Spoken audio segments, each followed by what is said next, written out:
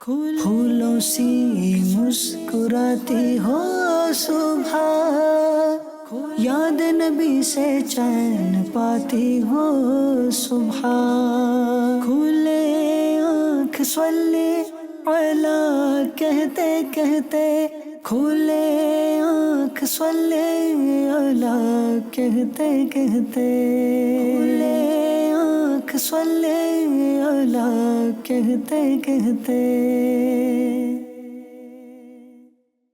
الحمدللہ رب العالمین، الصلاۃ والسلام علی سید الانبیاء والمرسلین، اما بعد فاعوذ باللہ من الشیطان الرجیم، بسم اللہ الرحمن الرحیم۔ الصلاۃ والسلام علیک یا رسول اللہ وعلی آلک واصحابک یا حبیب اللہ، الصلاۃ والسلام علیک یا نبی اللہ وعلی آلک واصحابک یا نور اللہ۔ مدنی چینل کے ناظرین، آتے ہیں آج کے موضوع کی طرف، اور آج کا ہمارا موضوع ہے ان لوگوں کی طرح نہ ہونا۔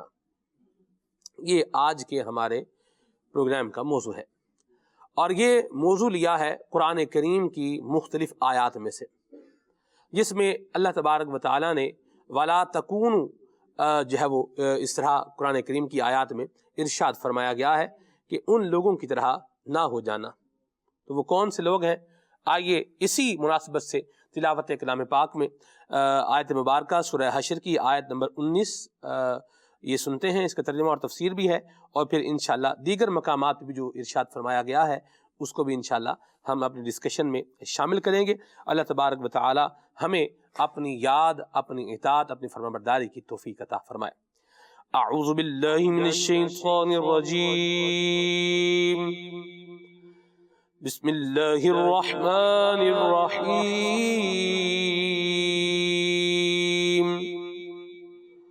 وَلَا تَكُونُوا كَالَّذِينَ نَسُوا اللَّهَ فَأَنسَاهُمْ أَنفُسَهُمْ أُولَئِكَ هُمُ الْفَاسِقُونَ۔ آمنت بِاللَّهِ صَدَقَ اللَّهُ الْعَلِيُّ الْعَظِيمُ۔ ارشاد فرمایا ان لوگوں کی طرح نہ بنو جنہوں نے اللہ کو بھلا دیا، تو اللہ نے انہیں ان کی جانیں بھلا دیں، وہی نافرمان ہے۔ تفسیر سیاۃ الجنان میں فرمایا گیا ہے کہ یعنی اے ایمان والو، ان یہودیوں اور منافقوں کی طرح نہ ہونا جنہوں نے اللہ تعالیٰ کے حقوق کو بھلا دیا، اور جیسی اس کی قدر کرنے کا حق تھا ویسی قدر نہ کی، اور اس کے احکامات و ممنوعات کی ان کے حق کے مطابق رعایت نہ کی، تو اس کے سبب اللہ تعالیٰ نے انہیں اپنی جانوں کو بھول جانے والا بنا دیا، جس کا نتیجہ یہ ہوا کہ وہ اس چیز کو نہیں سنتے تھے جو انہیں نفع دے، اور وہ کام نہیں کرتے تھے جو انہیں نجات دے، اور یہ بھول جانے والے ہی کامل فاسق ہیں۔ آیت مبارکہ وَلَا تَكُونُوا كَالَّذِينَ نَسُوا اللَّهَ سے حاصل ہونے والی معلومات، فرمایا کہ 4 باتیں اس سے معلوم ہوتی ہیں۔ نمبر 1، جن لوگوں کو اللہ کے حقوق یاد نہ رہے، جیسے یہودی اور عیسائی وغیرہ، ان جیسا ہونے سے منع فرمایا گیا ہے کہ ان جیسے نہ ہونا۔ نمبر 2، اسلام کے سوا کسی اور دین میں رہ کر اللہ تعالیٰ کو یاد کرنا قابل قبول نہیں۔ کیوں؟ اس لیے کہ وہ کفار اپنے عقیدے کے مطابق اللہ کو یاد کرتے تھے، لیکن ارشاد فرمایا کہ انہوں نے اللہ کو بھلا دیا۔ نمبر 3، اللہ تعالیٰ سے غافل ہونے کا اثر یہ ہوتا ہے کہ بندے کو اس بات کی کبھی فکر نہیں ہوتی کہ وہ دنیا میں کیوں آیا اور اسے کیا کرنا چاہیے۔ نمبر 4، آخرت کی فکر نہ ہونا، یہ اللہ تعالیٰ کا عذاب ہے۔ اللہ ہمیں اس عذاب سے محفوظ فرمائے۔ آگے بڑھتے ہیں، کلام پروگرام میں شامل کرتے ہیں، پھر انشاءاللہ ان آیات پر بھی ڈسکشن کریں گے، اور آپ کی کالز اور آپ کے میسیجز کو بھی اپنے پروگرام کا حصہ بنائیں گے۔ کچھ دیگر مدنی گلدستے ہیں، یہ بھی انشاءاللہ آپ دیکھ پائیں گے۔ آئیے ابھی کلام سنتے ہیں۔ صلو علی الحبیب صلی اللہ تعالی علی محمد۔ صلی اللہ علیہ یا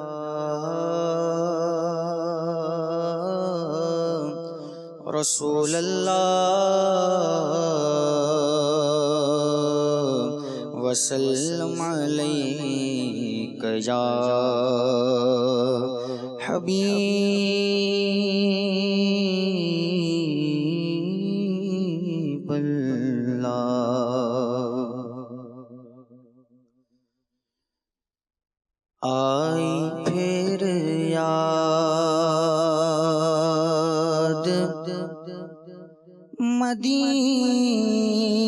مدینے کی رلانے کے لیے آئی پھر یاد مدینے کی رلانے کے لیے آئی پھر یاد مدینے کی رلانے کے لیے آئی پھر یاد مدینے کی رلانے کے لیے دل تڑپ اٹھا ہے دربار میں جانے کے لیے دل تڑپ اٹھا ہے دربار میں جانے کے لیے دل تڑپ اٹھا ہے دربار میں جانے کے لیے اور میرے لجپال نے رسوا نہ کبھی ہونے دیا میرے لجپال نے رسوا نہ کبھی ہونے دیا جب پکارا انہیں آئے ہیں بچانے کے لیے جب پکارا پکارا جب پکارا جب پکارا پکارا جب پکارا جب پکارا انہیں آئے ہیں بچانے کے لیے اور کاش میں اڑتا پھروں خاک مدینہ بن کر کاش میں اڑتا پھروں خاک مدینہ بن کر اور مچلتا رہوں سرکار کو پانے کے لیے اور مچلتا رہوں سرکار کو پانے کے لیے یہ تو بس ان کا کرم ہے کہ وہ سن لیتے ہیں یہ تو بس ان کا کرم ہے کہ وہ سن لیتے ہیں ورنہ یہ لب کہاں فریاد سنانے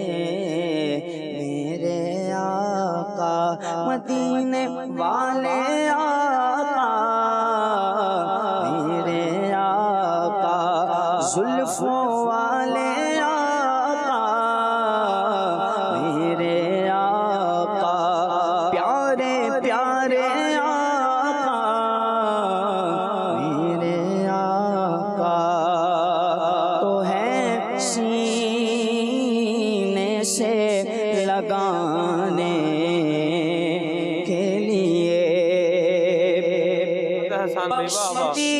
نعت کی دولت میرے آقا نے مجھے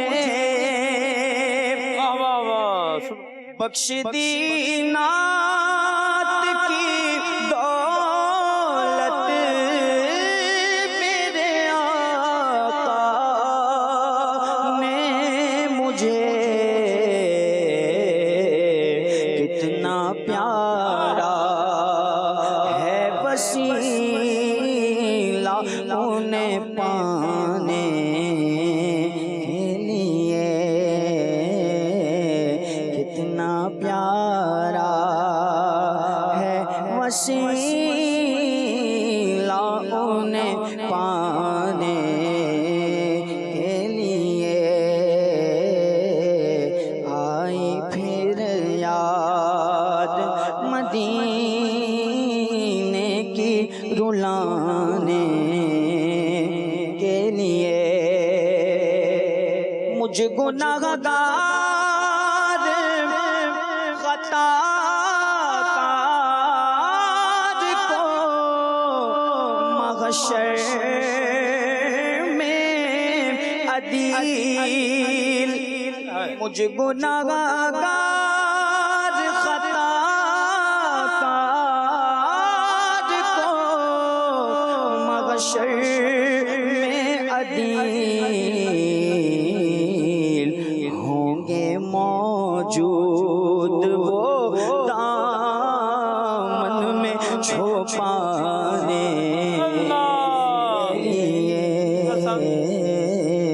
ہوں گے موجود وہ دامن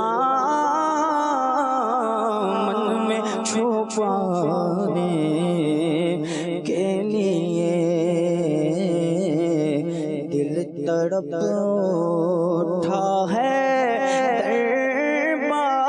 دربار میں جانے کے لیے صدقے یا رسول اللہ، سبحان اللہ۔ واہ احسان بھائی، کیا زبردست کلام آپ نے پڑھا ہے، اور پورا اس کو ذوق کے ساتھ اور اس کی طرز کی رعایت کے ساتھ اور پھر ماشاءاللہ ایک جذبے کے ساتھ اللہ تبارک و تعالیٰ قبول مقبول مبروک فرمائے، اور اللہ تبارک و تعالیٰ ہم سب کو نبی کریم صلی اللہ علیہ وسلم کے در مبارک کی حاضری نصیب فرمائے۔ حضور کے در کی حاضری کیسی ہے؟ حضرت حسن رضا خان رحمہ اللہ فرماتے ہیں کہ مر کے جیتے ہیں جو ان کے در پہ جاتے ہیں حسن، مر کے جیتے ہیں جو ان کے در پہ جاتے ہیں حسن، اور پھر جی کے مرتے ہیں جو آتے ہیں مدینہ چھوڑ کر۔ اللہ یہ جو عشاق کی کیفیت ہے یہ نصیب فرمائے، ورنہ سفر نصیب ہو جاتا ہے، بندہ بس جیسے جاتا ہے پھر واپس بھی آ ہی جاتا ہے، لیکن وہ ہے نا جی، شربت دید نے ایک آگ لگا دی دل میں، تپش دل کو بڑھایا ہے بجھانے نہ دیا۔ اللہ یہ ذوق اور شوق ہمیں بھی نصیب فرمائے، اور نبی کریم صلی اللہ علیہ وسلم کے دربار فیض بار، دربار گوہر بار، دربار نور بار کی بعد حاضری اللہ ہمارا مقدر بنائے، اور اللہ ہم سب کو نبی کریم صلی اللہ علیہ وسلم کی شفاعت بھی نصیب فرمائے۔ بڑا پیارا کلام سن چکے ہیں ماشاءاللہ۔ اسی سے جو ہے وہ آگے بڑھ جاتے ہیں۔ حافظ صاحب، بعض لوگوں کو کوئی ذوق شوق ہی نہیں ہوتا کہ ہم بھی مکہ شریف جائیں، مدینہ شریف جو ہے وہ جائیں، اور بلکہ بعض اوقات ایسا بھی ہے کہ اچھے خاصے مالدار لوگوں کو دیکھا ہے کہ وہ کہتے ہیں حج جی بڑا ہی مشکل کام ہے، حج نہیں جناب۔ یہ مطلب کیا فرمائیں گے؟ ان لوگوں کی طرح بھی بندے کو نہیں ہونا چاہیے۔ جیسے ایک تو ہم آیات مبارکہ کے ضمن میں اس کو لے کر کے چلیں گے، یہ بھی ہوگا، لیکن ان لوگوں کی طرح بھی نہیں ہونا چاہیے کہ جس کے دل میں کوئی شوق ہی نہیں ہے کہ میں بھی مکہ شریف جاؤں، کوئی طواف کی سعادت پاؤں، احرام باندھ کے اللہ اکبر مینا میں جاؤں، مینا سے مزدلفہ اللہ اکبر، یہ جو سفر ہے اللہ نصیب فرمائے گی. کیا فرمائیں گے؟ بسم اللہ الرحمن الرحیم.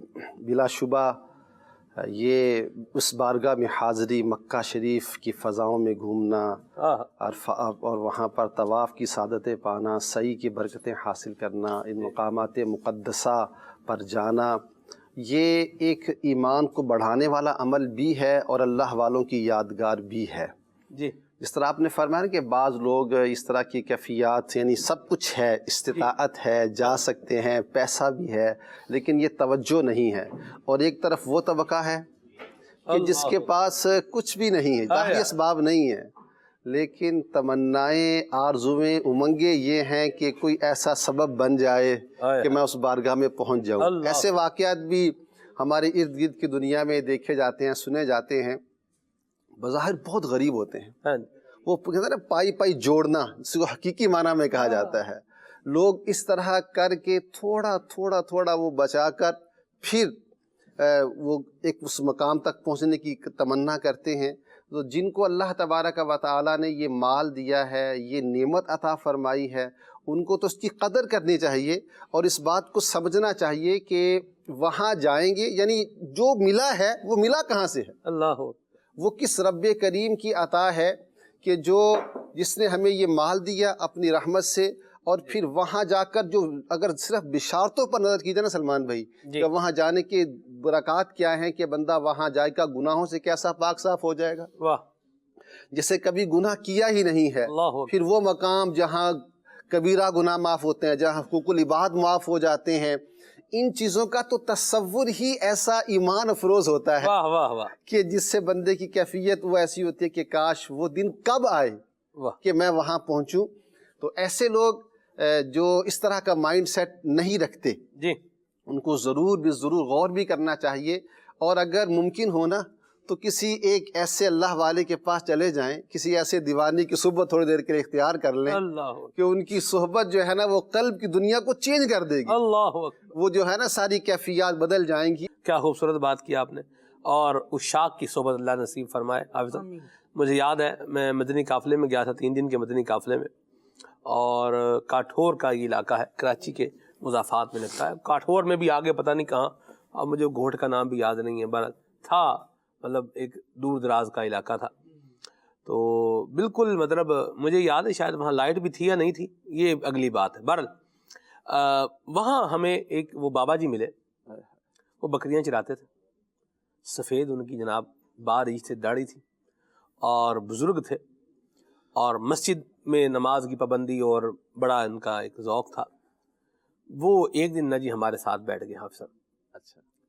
تو وہ ویسے جیسے آتے ہیں نمازی، نماز پڑھتے ہیں، ملتے ہیں اچھے طریقے سے، درس بیان میں بیٹھتے ہیں، ہوتا ہی ہے. تو ایک دفعہ ایسے ہی وہ کسی درس بیان کے بعد وہ وہاں ہمارے ساتھ بیٹھ گیا، اور انہوں نے اپنی حاضری مدینہ کا جو ہے نا جی ذکر خیر جو ہے وہ سنانا انہوں نے شروع کیا. سبحان اللہ. آپ یقین مانے حافظ صاحب، ان کا ذکر سن کے جو ان کی زبان سے ہو رہا تھا تو آنکھوں سے اشک جاری ہو گئے، دل اپنا بھی جو ہے وہ یاد مدینہ میں مچلنے لگ گیا. واقعی یہ نصیب فرمائے اللہ الحمدللہ. ہمیں یہ ایک مدنی چینل دیکھنے والوں کو حافظ صاحب یہ ایک میسر ہے موقع کہ عاشق مدینہ، بلکہ جنہوں نے ہزاروں کو مکہ مدینہ کا عاشق بنایا ہے، شیخ طریقت امیر اہل سنت دامت قدم القدسیہ، جنہوں نے ہزاروں کو نبی کریم صلی اللہ علیہ وسلم کے عشق میں جو ہے وہ تڑپایا ہے، شیخ طریقت امیر اہل سنت، ان کی زیارت بھی ہمیں نصیب ہے. اللہ کرے ہم بھی اس مصرے کے مصداق بن جائیں کہ دل تڑپ اٹھا ہے دربار میں جانے کے لیے. اور مدنی چینل کے ناظرین، جن کو اسباب میسر ہیں ان کو بھی حاضری کے لیے تڑپ رکھنی چاہیے، اور جن کو اسباب میسر نہیں ہیں تڑپ ان کو بھی رکھنی چاہیے. اور جب کرم ہوتا ہے تو پھر حالات بدل جاتے ہیں. اللہ ہمارے حال پر رحمت فرمائے.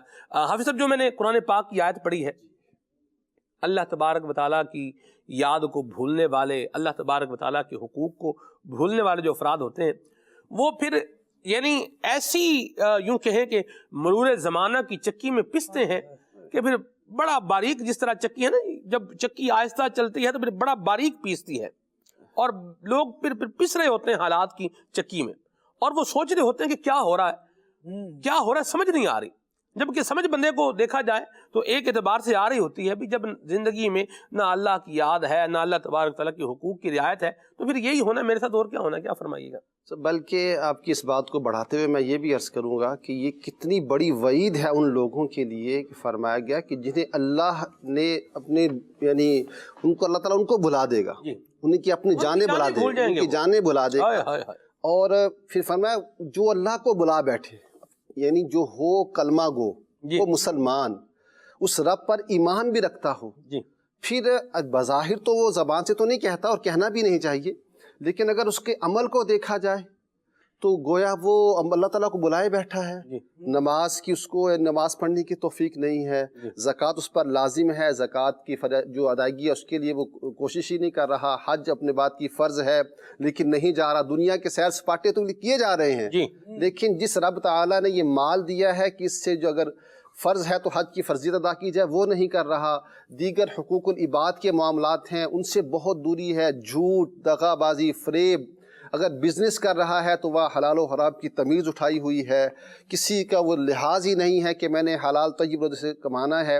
یہ سارے معاملات جو بتا رہے ہیں عملی طور پر، زبان سے تو نہیں اور مسلمان اس کا اعتقاد رکھتا بھی نہیں ہے، لیکن اس کے لیے چوٹ کرنے کے لیے بات ہے کہ اللہ کو بلا دیا کیا کہ سارے کام جو اعمال ہیں وہ تو ایسے نظر آ رہے ہیں کہ جس میں اللہ کی یاد بظاہر نظر ہی نہیں آ رہی. اب جس کو اللہ یاد ہوگا تو کیا ایسا ہوگا کہ وہ کاروبار کے لیے بیٹھا ہو اور اس کے سامنے ایک طرف حلال ہے اور ایک طرف حرام ہے، نماز کا وقت آ گیا ہے اور گاہک بھی آ گیا ہے، تو اس صورتحال میں اگر اس کو رب تعالیٰ یاد ہے تو وہ اس چیزوں کو چھوڑ کر یاد الہی کے لیے اپنے آپ کو جانے کے لیے تیار کر لے گا. وہ قرآن کہتا ہے رجال لا تلہیہم تجارت ولا بیع عن ذکر اللہ و اقام الصلاۃ و ایتاء الزکاۃ. ایسے مرد کہ جنہیں اللہ کی یاد سے، اللہ کے ذکر سے غافل نہیں کرتے، ان کی تجارت، ان کی بیع و شرح، ان کے دیگر معاملات انہیں اس سے غافل نہیں کرتے.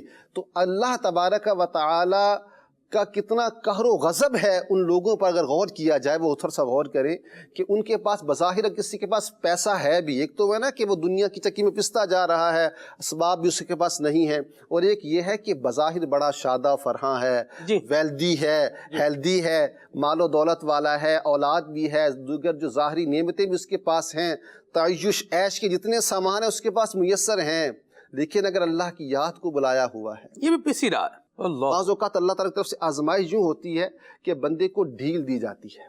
اچھا، اس کا نقصان اس بندے کے لیے کیا ہوتا ہے کہ وہ یہ سمجھ رہا ہوتا ہے کہ اگر میں کوئی ایسی غلط رانگ وے پر ہوتا تو نہ مجھے یہ دولت ملتی، نہ مجھے یہ نعمتیں ملتی، نہ مجھے یہ عیش و راحت کے سامان ملتے، مطلب کہ میں تو رائٹ وے پر جا رہا ہوں، میں تو درست راستے پر جا رہا ہوں.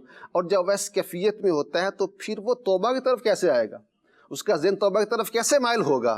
جب بندے کو ٹھوکر لگتی ہے نا تو پھر بعض اوقات بندہ سوچتا ہے کہ اس کو رب کی یاد آتی ہے، لیکن اب چونکہ وہ نعمتوں میں ہے، مزے میں ہے، تو اب اس کے لیے بڑی آزمائش یہ ہوتی ہے کہ اس کو بسا اوقات توبہ کا موقع بھی نہیں ملتا. اللہ اکبر. اور موت کا وقت تو مقرر ہے، اور پھر جب وقت آ جاتا ہے تو پھر وہ کیفیت بھی قرآن بیان کرتا ہے نا کہ فرمایا گیا کہ وَأَنفِقُوا مِمَّا رَزَقْنَاكُم مِّن قَبْلِ أَن يَأْتِيَ أَحَدَكُمُ الْمَوْتُ فَيَقُولَ، فرمایا ہماری راہ میں خرچ کر لو اس سے پہلے کہ تم میں سے کسی کو موت آئے، پھر وہ بولے ربی لولا اخرتنی الی اجل قریب، یا اللہ تو نے مجھے کچھ مہلت کیوں نہ دی ہوتی، فاصدق، کہ میں صدقہ کرتا، واکن من الصالحین، اور صالحین میں سے ہوتا.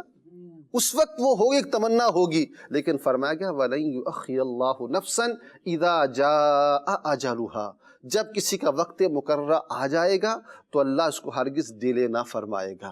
تو اس لیے کہ جس کے پاس مال و دولت کی فراوانی ہے اور اللہ تعالیٰ کی بارگاہ سے دوری ہے، اس کے لیے سخت ترین آزمائش ہے کہ گویا اللہ تعالیٰ نے انہیں اپنے آپ میں یوں بلا دیا ہوا ہے کہ ان کو فکر ہی نہیں ہے اس آخرت کی، اس اینڈ لیس لائف کی، اس نا ختم ہونے والی زندگی کی، کہ جہاں راحتیں اس کے لیے ہیں، جہاں آسائشیں اس کے لیے ہیں، فرحتیں اس کے لیے ہیں، جس نے اس دنیا میں رب تعالیٰ کو راضی کرنے والے نے اپنے آپ کو مصروف کیا. کیا خوبصورت بات کی حافظ صاحب. دونوں طرح دیکھا جائے حافظ صاحب، جن کے پاس آسانی ہے، جن کی لگژری لائف ہے، ان کو دیکھنا، جن کے پاس نعمتیں زیادہ ہیں ان کی تو شکر گزاری زیادہ ہونی چاہیے. اور جن کے پاس دنیاوی اعتبار سے اگر دیکھا جائے, فائنینشیل سٹیٹس کے اعتبار سے دیکھا جائے, اگر فائنینشیل سٹیٹس اتنا مضبوط نہیں ہے تو بعض اوقات ہم نمک کھا سکتے ہیں.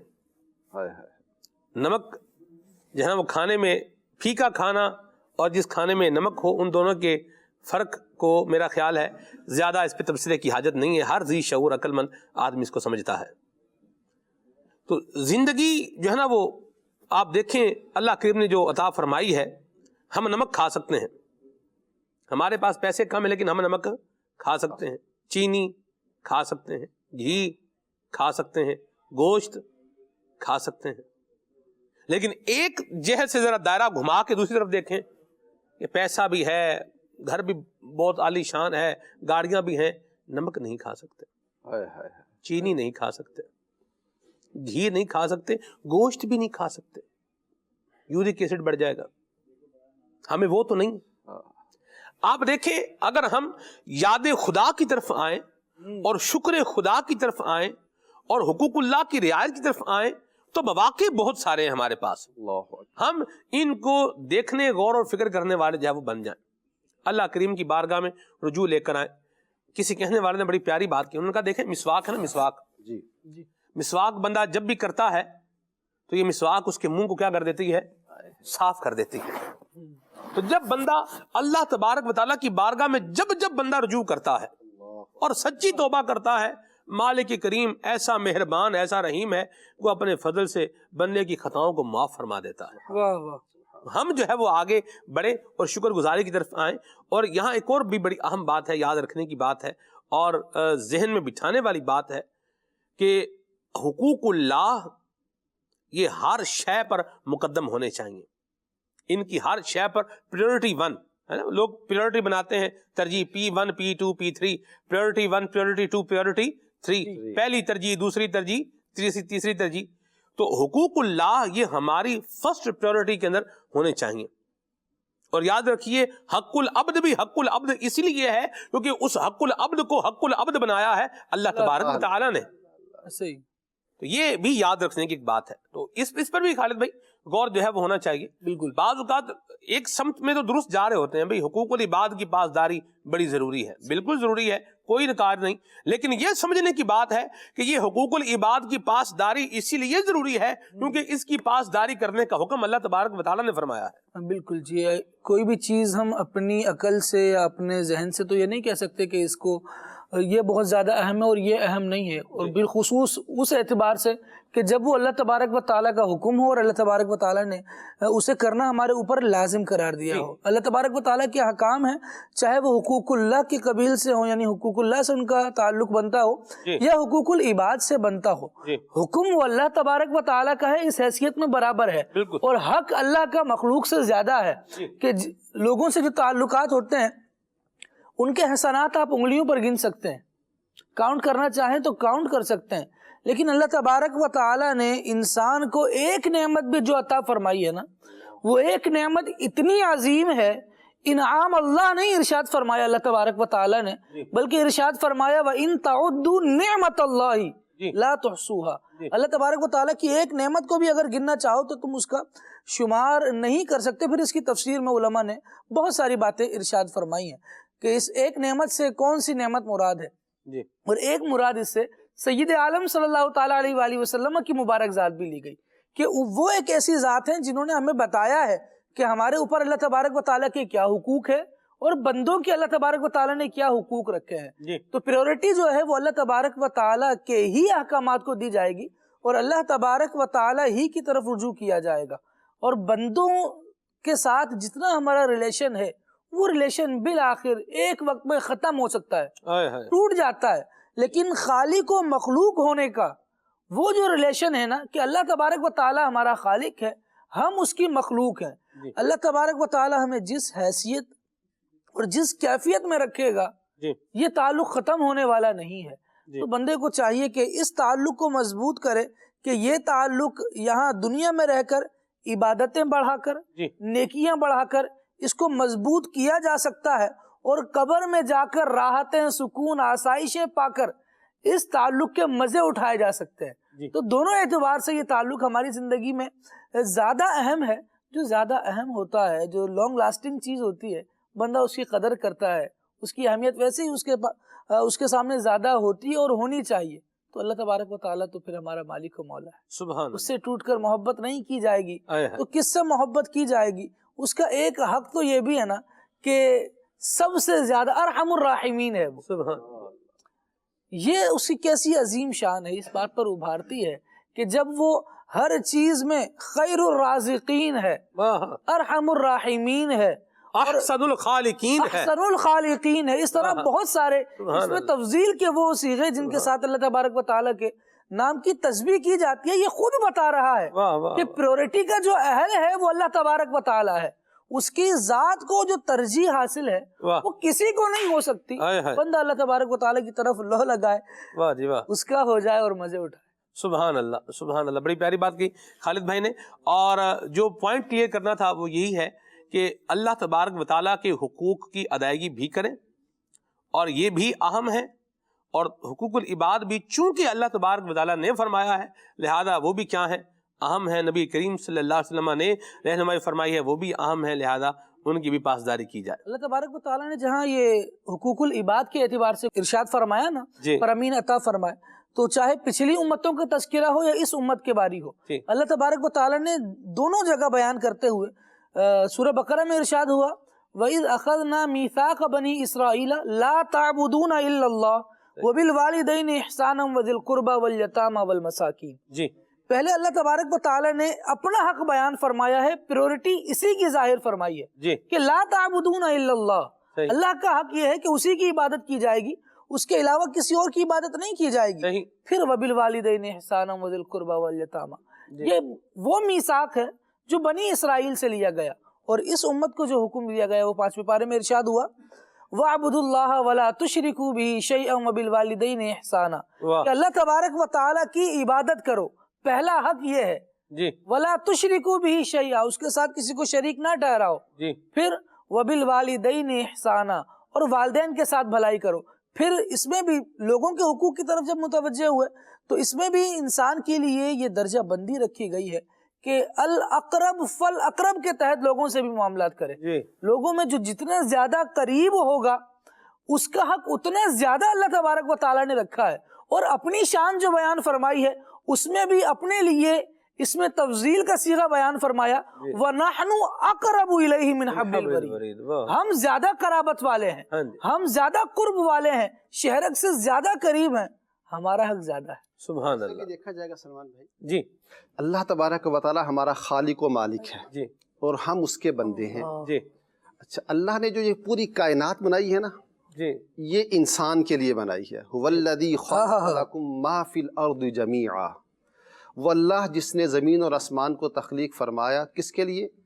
تمہارے لیے. ما جو کچھ زمین میں ہے اس کے لیے تمہارے، لکم تمہارے لیے اس کو تخلیق فرمایا ہے.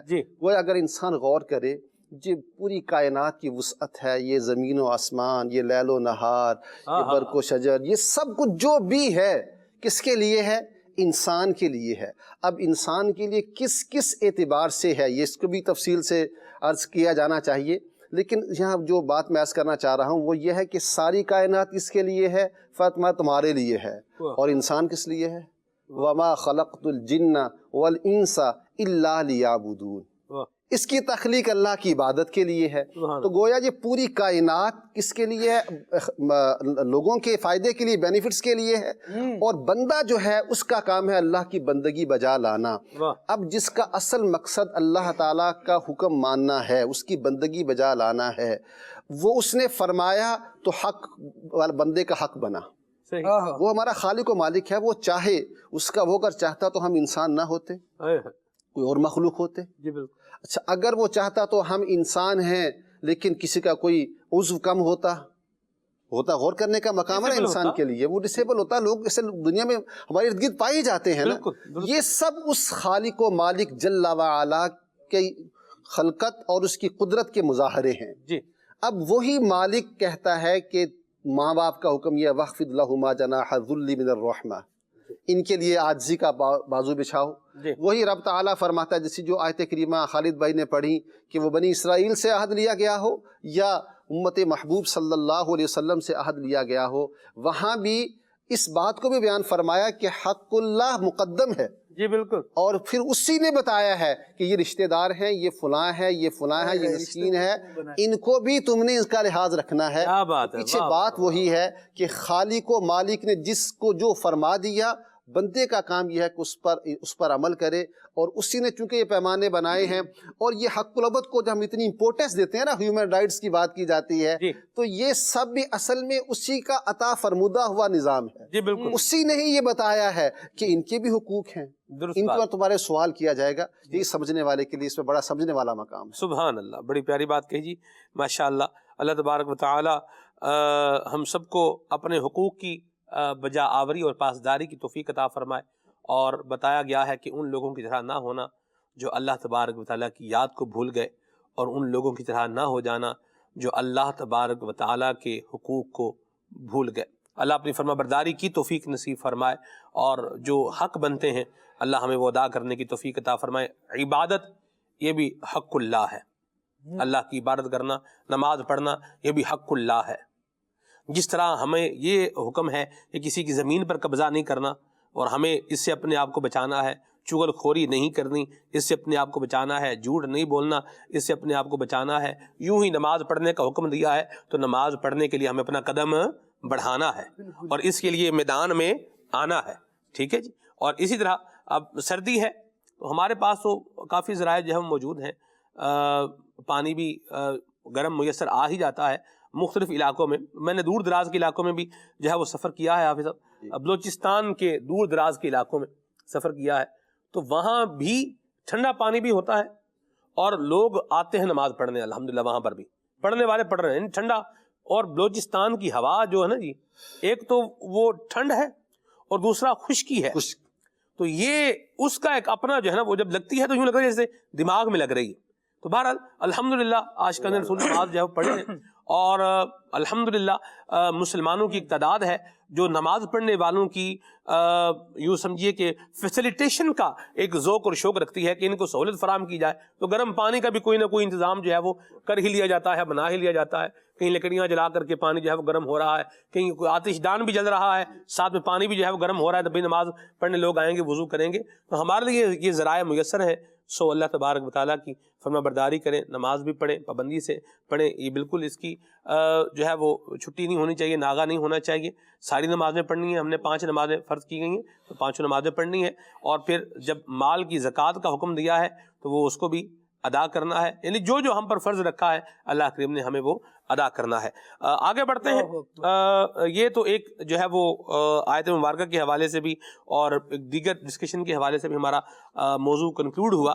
آگے بڑھتے ہیں، اللہ تبارک و تعالیٰ نے سورہ احزاب کی آیت نمبر 69 میں، آیت نمبر 69 میں ارشاد فرمایا ہے، یا ایھا الذین آمنوا، اے ایمان والو، لا تکونوا کالذین آذوا موسیٰ، ان لوگوں کی طرح نہ ہو جانا جنہوں نے موسیٰ علیہ السلام کو ستایا، اذیت دی۔ فبرأہ اللہ مما قالوا، تو اللہ تعالیٰ نے موسیٰ کا اس شے سے بری ہونا دکھایا۔ وکان عند اللہ وجیہا، اور موسیٰ اللہ کے ہاں بڑی وجاہت والے تھے۔ اپنی زبان سے اور اپنے افعال سے، اپنے کاموں سے ہرگز کوئی اس طرح کی ایکٹیویٹی نہ کی جائے کہ جو نبی کریم صلی اللہ علیہ وسلم یا انبیاء کرام علیہ السلام کی شان اور ان کی عظمت کے خلاف ہو۔ یہ بھی ہمیں دین اسلام نے جو ہے وہ تعلیم دی ہے۔ ہرگز ہرگز ہرگز کوئی ایسا جملہ، کوئی ایسا کام نہ کیا جائے جو نبی کریم صلی اللہ علیہ وسلم کے لیے اذیت کا باعث ہو، بلکہ ہمیں تو دین اسلام نے یہاں تک نبی کریم صلی اللہ علیہ وسلم کا ادب جو ہے وہ سکھایا ہے کہ جب نبی کریم صلی اللہ علیہ وسلم بات کریں، لا ترفعوا اصواتکم فوق صوت النبی ولا تجہروا لہ بالقول کجہر بعضکم لبعض ان تحبط اعمالکم وانتم لا تشعرون، کہ جس طرح آپس میں چیخ چیخ کے اونچی اونچی باتیں کرتے ہو، حضور سے ایسی بات نہیں کرنی، ورنہ کیا ہو جائے گا، اعمال برباد ہو جائیں گے۔ ان تحبط اعمالکم، تمہارے اعمال برباد کر دیے جائیں گے، برباد ہو جائیں گے۔ وانتم لا تشعرون، اور تمہیں اس کا پتہ بھی نہیں چلے گا۔ اللہ اکبر، اللہ ہمیں محفوظ فرمائے۔ تو یہ بھی ایک بڑی اہم بات ہے، ہم خود بھی حضور کے باادب رہیں اور انبیاء کرام کے باادب رہیں اور اپنی اولاد کو بھی باادب بنائیں. اس آیت مبارکہ میں ہمیں بیان کیا جا رہا ہے کہ بے ادب نہیں بننا. جی کیا بات. یہ بڑی اہم بات ہے. تو با ادب با نصیب اور بے ادب پھر بے نصیبی ہو جاتا ہے. اس پر بھی قرآن پاک کی جو آیت کریمہ ہے جہاں پر جو ترتیب سے قرآن پاک موجود ہے، جی جی اس میں یہاں سب سے پہلے آیا نا یا ایھا الذین آمنو. جی جب ہم سورہ بقرہ وغیرہ دیکھتے ہیں جی تو سب سے پہلے جہاں یا ایھا الذین آمنو کے کلمات ارشاد ہوئے ہیں، جی اس کا موضوع پتہ کیا ہے؟ جی. یہاں ادب رسول صلی اللہ علیہ وسلم. اللہ اکبر اللہ اکبر. یا ایھا الذین آمنو لا تقولوا راعنا ہاں وقولوا انظرنا سبحان. واسمعوا وللکافرین عذاب علیم. بڑی قابل توجہ بات ہے. تفاسیر میں اس کا جو خلاصہ بیان کیا گیا ہے، جو یہودی تھے وہ لفظ جب صحابہ کرام کو کوئی بات نبی کریم صلی اللہ علیہ وسلم کی بارگاہ میں عرض کرنا ہوتی، دوبارہ بات کو عرض کرنے کے لیے کہنا ہوتا تو یوں کہتے رائنا یا رسول اللہ، اے اللہ کے رسول ہماری رعایت فرمائیے، اپنی بات کو ریپیٹ کر دیجئے، دوبارہ ارشاد فرما دیجئے. یہود جو یہی کلمہ بولتے لیکن کچھ الفاظ کو چینج کر دیتے تھے، لیم بیالسناتہم، جی اپنی زبانوں کو نرم کر کے اس میں جو رائنا معاذ اللہ کہہ کر اس کو پڑھتے. تو اب یہاں پر یہ کلمہ کون بول رہا ہے؟ دوسرے مخالف بول رہے ہیں، دشمن بول رہے ہیں. جی. اب یہاں قرآن پاک کا اسلوب دیکھا جائے اور یہاں مفسرین نے لکھا، قابل توجہ بات یہ ہے بولنے والے نان مسلم ہیں، جی اعتقاد نہیں رکھتے، جی وہ کسی اور سینس میں بول رہے ہیں، جی. لیکن جو مسلمان کلمہ گو محبت کرنے والے، جان چھڑکنے والے، جانثار صحابہ کرام یہ کلمہ یوز کرتے تھے. ان کے ذہن کے کسی کونے کھانچے میں بھی یہ بات نہیں ہے جی. کہ معاذ اللہ یہاں وہ نیگیٹو پہلو لیا جائے گا. لیکن اللہ تبارک و تعالیٰ نے اپنے محبوب کریم صلی اللہ علیہ وسلم کی عظمت اور ان کی شان کو یوں ظاہر فرمایا، ان اہل ایمان کو بھی منع فرما دیا. جی. انہیں فرما دیا کہ یا ایھا الذین آمنوا لا تقولوا راعنا، اے ایمان والو تم نے وہ کلمہ نہیں کہنا، کیونکہ وہ دوسرے جو ہیں اس کا مس یوز کر رہے ہیں، تو اس کو چینج کر کے کسی اور سینس میں کسی اور معنی میں یوز کر رہے ہیں. تو مومنوں کو منع کر دیا گیا، تم نے یہ نہیں کہنا. پھر اس کی جگہ کیا کہنا ہے اس کی تعلیم بھی ارشاد فرمائی گئی. وَقُولُ انظُرْنَا، آپ یوں کہا کریں انظرنا یا رسول اللہ، اے اللہ کے رسول صلی اللہ علیہ وسلم ہم پر نظر کرم فرمائیے، اپنی بات کو دوبارہ ارشاد فرما دیجئے. اور یہ سلمان بھائی شروع میں دیکھیں، اور آگے فرمایا وَاسْمَعُوا، جی، اور یہ بھی فرمایا بھئی غور سے سنو. جی یہ نوبت ہی کیوں آتی ہے کہ دوبارہ انہیں بات کو کہا جائے جب اس محبوب کی بارگاہ میں حاضری ہے، پھر تو اس طرح بگوش ہوش، اٹینٹیولی اس طرح ہونا چاہیے، ہوش ہما تن گوش ہو کر اٹینٹیولی اس کو توجہ کے ساتھ پوری توجہ اس وقت اس محبوب کی بارگاہ میں کرنی ہے کہ دوبارہ وہ نوبت ہی نہ آئے. اور پھر دیکھیں شروع میں آیت شروع ہوئی تو کہا یا ایھا الذین آمنو، اے ایمان والو، اور آیت کے آخر میں کیا فرمایا گیا؟ وَلِلْكَافِرِينَ عَذَابٌ عَلِيمٌ. جس کے مخاطب مومن ہیں ان کو تعلیم بھی دی گئی، آداب مینس تعلیم فرمائے گئے، اور پھر آخر میں یہ الفاظ کہنا، اس طرف مفسر نے لکھا یہ اشارہ کرتا ہے کہ اگر کوئی بندہ محبوب کریم صلی اللہ علیہ وسلم کی بارگاہ میں کسی بے ادبی کا مرتکب ہوتا ہے، کسی ایسی بات کا مرتکب ہوتا ہے، تو پھر اس کا ایمان بھی چلا جاتا ہے. جو آپ نے آیت کریمہ پڑھی تھی اس میں جو فرمایا گیا کہ تمہارے اعمال برباد ہو جائیں، اور اس میں خطرناک بات کیا ہے وَأَنْتُمْ لَا تَشْعُرُونَ، پتہ بھی نہ چلے، تم اپنے گمان میں یہ سمجھے بیٹھے ہو کہ ہم تو مومن ہیں، ہم تو نمازیں پڑھتے ہیں، ہم تو پتہ نہیں کیا کیا کرتے ہیں، کیا مشقتیں جھیلتے ہیں، کہاں کہاں آتے جاتے ہیں، دین کے نام پر کیا کیا کرتے ہیں. لیکن پتہ نہیں تم نے وہ اس محبوب کی بارگاہ میں ایسے کلمات بول دیے ہوئے ہیں، ایسی حرکات بد کے تم مرتکب ہو چکے ہو، تمہارے سارے اعمال اکارت برباد ضائع، تمہیں پتہ بھی نہیں ہے، تم اسی گمان میں ہو. فرمایا وَلِلْكَافِرِينَ عَذَابٌ عَلِيمٌ، اور یاد رکھو یعنی فرمایا اور کافروں کے لیے دردناک عذاب ہے. یہ ہے نبی کریم صلی اللہ علیہ وسلم کی بارگاہ میں ادب. ادب ضروری ہے. نمرود نے جب حضرت ابراہیم علیہ السلام کو آگ میں پھینکا نا، اور آگ ان کا کچھ نہیں بگاڑ سکی، اور وہ عاجز آ گیا کہ ان کو تکلیف پہنچائے کسی طرح، اور یعنی اپنے طور پر وہ کر گزرے جو یہ چاہتا ہے. جب وہ نہیں کر پایا تو ابراہیم علیہ السلام سے کہنے لگا کہ تمہارا رب واقعی قوت والا ہے، تو میں نے اب یہ نیت کی ہے کہ میں تمہارے رب کے شکرانے میں اپنے جانور ذبح کروں گا. ابراہیم علیہ السلام نے اس سے فرمایا کہ جب تک تم میری اتباع نہیں کرو گے تو اس ہدیے کی اور اس قربانی کی رب کو کوئی ضرورت نہیں. اللہ اکبر. انبیاء کرام علیہم السلام کے پیچھے پیچھے آیا جائے گا اور ان کے حقوق کی رعایت کرتے ہوئے جب بندہ چلے گا تو اللہ تبارک و تعالی اعمال قبول فرمائے گا. اور حافظ صاحب نے جو آیت کریمہ تلاوت فرمائی لا تقولوا راعنا، گویا یہ بتایا جا رہا ہے کہ دوسروں کی زبان اور ہوتی ہے، عشق والوں کی زبان اور ہوتی ہے. عشق والوں کا بولنا، اس کے لبوں سے اس کے الفاظ جب نکلتے ہیں تو ان الفاظ سے محبت چھلکتی ہونی چاہیے. آپ دیکھیں اس کے بعد امت کا کیا حال ہے کہ جب رسول اللہ صلی اللہ تعالیٰ علیہ وآلہ وسلم کی طرف التجائیں کر رہے ہیں تو کہہ رہے ہیں یا رسول اللہ انظر حالنا. یہ آیت قرآنی پر ہی تو عمل ہے. یا حبیب اللہ اسمع قالنا، یا رسول اللہ ہماری فریادیں سن لیجئے. تو یہ نبی پاک صلی اللہ تعالیٰ علیہ وآلہ وسلم کو پکارا جا رہا ہے. اور یوں لاحقے واسطے یہ سب بیان کرنے کا مقصد کیا ہے؟ یہ مقصد ہے کہ رب نے ارشاد فرمایا ہے کہ جیسے اور لوگ اپنے نبیوں کو پکارتے رہے اور ان کی گستاخی کرتے رہے، یہ تمہارا انداز نہیں ہونا چاہیے. تمہارے لیے انداز یہ ہے لا تجعلوا دعاء الرسول بینکم کدعاء عبادکم بعدا. تمہیں اللہ تبارک و تعالیٰ نے رسول عطا فرمایا ہے اور اس کی شان یہ ہے کہ اس کو ویسا نہیں پکارا جائے گا جیسے آپس میں ایک دوسرے کو پکارتے ہو. سلمان بھائی اگر یہاں ہیومن رائٹس کی بات کی جائے تو ایک بات یہ بھی سمجھ میں آتی ہے کہ ہر عقل و شعور رکھنے والا جب انسان کے حقوق کی بات کر رہا ہوتا ہے تو وہ یہ بات بھی کرتا ہے کہ جس کا معاشرے میں اسٹیٹس بلند ہے، اس کے حق زیادہ ہیں، اس کے پاس آنے میں رعایت کرنا اس چیز کی یہ ضروری ہوگا کہ اس کے مرتبے کا خیال رکھا جائے. اللہ تبارک و تعالیٰ نے سب سے زیادہ مرتبہ کائنات میں اپنے انبیاء کو عطا فرمایا ہے. تو ان کے رائٹس یہ بنتے ہیں کہ ان کی سب سے زیادہ رعایت کی جائے، ان کے حقوق کا سب سے زیادہ خیال رکھا جائے. وہ کیسے رکھا جائے گا؟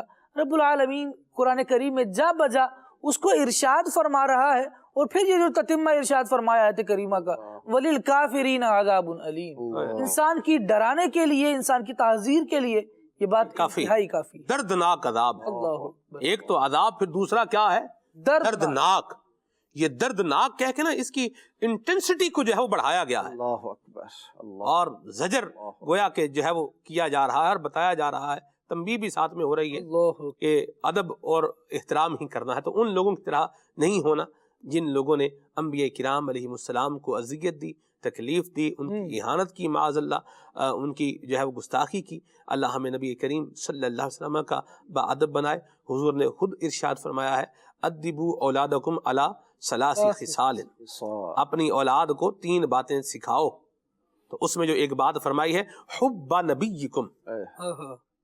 ٹھیک ہے، حب نبیکم بھی کہا جا سکتا ہے اعراب کے اعتبار سے.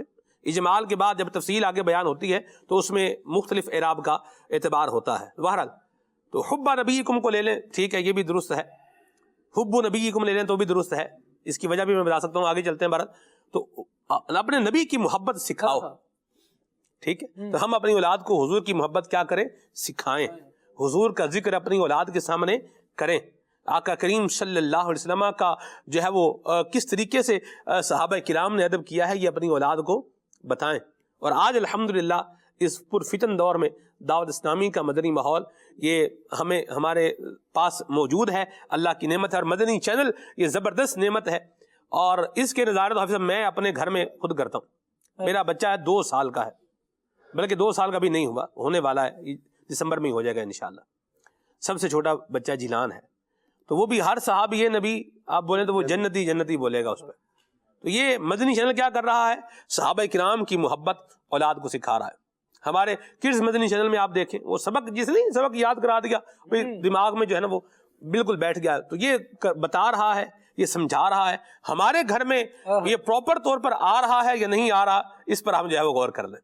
تو مدنی چینل ہونا چاہیے، بچے بھی دیکھیں اس کو، بڑے بھی دیکھیں. اور اپنی محبت مصطفیٰ میں، محبت صحابہ و اہل بیت میں اللہ ہمیں یوں اضافہ کرتے رہنے کی توفیق نصیب فرمائے. آگے بڑھتے ہیں، ناظرین کی کالز کو شامل کرتے ہیں پھر انشاءاللہ. بلکہ آپ کو یہاں پر ایک پیکج جو ہے ہم دکھاتے ہیں کہ اسلامی طرز زندگی اور مغربی طرز زندگی میں فرق کیا ہے. ایک بڑی زبردست معلومات ہے، آئیے دیکھیے۔ جو غیر مسلم معاشرہ ہے، جو مغربی معاشرہ ہے، وہ جسم کے تقاضوں پر مبنی ہے، ٹھیک، اس کی نظر میں مادہ ہے، مادی وجود ہے، جسم ہے، جسم کے تقاضے ہیں، مادے کے تقاضے ہیں، یہ بنیاد ہے، یہ بنیاد ہے۔ لہذا اب اس کی بنیاد پہ ان کے جتنے بھی کام ہوں گے ان سب کے اندر آپ کو جسم اور مادہ ہی نظر آئے گا، اور اسی کے تقاضے پورے ہوتے ہوئے نظر آئیں گے۔ خواہ وہ جنسی خواہشات کی تسکین ہے، خواہ وہ بے حیائی کا فروغ ہے، خواہ وہ بھڑکیلے لباس پہننا بنانا ہے، یا وہ نت نئے فیشن اپنانا ہے، یا وہ یا اپنی جو ہے وہ کھانے پینے کی لذتوں کی تکمیل ہے، ان کی پوری زندگی اسی دائرے کے گرد گھومے گی۔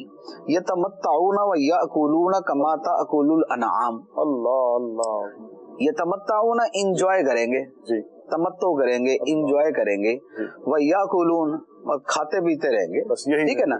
تو جیسے زندگی جانوروں کی ہے کہ ان کی نظر میں ان کے جسم سے آگے کچھ نہیں، جی، جانور نے اپنی روح کی فکر نہیں کرنی ہوتی، جی، اس نے اپنی روح کو ترقی نہیں دینی، اس نے کوئی مکاشفات نہیں کرنے، جانور نے اپنے باطنی وجود اور اپنے جو اخلاقی وجود ہے اس کی تطہیر اور تزکیے کے لیے کچھ نہیں کرنا۔ جی، یہی معاملہ ہر وہ بندہ کرے گا کہ جس کی نظر میں زندگی صرف جسمانی وجود کا نام ہے۔ بہت اعلیٰ، جب وہ اپنی سوچ کو جانوروں کی سوچ کے برابر ہی رکھے گا تو یہ کر لے گا کہ اپنی صلاحیتوں کی بقدر زیادہ لطف اٹھا لے گا۔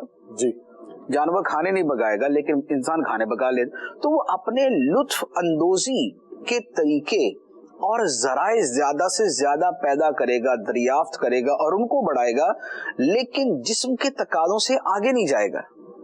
اس کے مقابلے میں جو اسلامی زندگی ہے اس میں جسم کے ساتھ روح کے تقاضے بھی رکھے گئے۔ سبحان اللہ، جب روح کے تقاضے رکھے گئے تو جیسے جسم کی غذا ہے ایسے ہی روح کی غذا ہے، جیسے جسم کو توانائی چاہیے ایسے روح کو توانائی چاہیے، جیسے جسم کو راحت چاہیے ایسے روح کو بھی راحت چاہیے، اور روح کی جو غذا ہے، جو توانائی ہے اور جو اس کی راحت ہے، اس کے تقاضے جدا ہے جسم کے تقاضوں سے۔ بے شک، بے شک، لہٰذا اب جب بندہ مومن اپنے اسلام اور اپنے ایمان کو بنیاد بنا کر چلے گا تو اب وہ کیا کرے گا کہ وہ دیکھے گا کہ جو روح کا زیور ہے وہ صبر ہے، جی، جو روح کی غذا ہے وہ خدا کا ذکر ہے، اللہ، جو روح کی طاقت ہے وہ خدا کی نعمتوں کا شکر ہے، سبحان اللہ، جو روح کی اٹھان ہے جی، وہ خدا سے محبت ہے، سبحان اللہ، جو روح کی پرواز ہے سبحان اللہ، وہ خدا کے نبی سے محبت ہے، سبحان اللہ، وہ آخرت کی فکر ہے،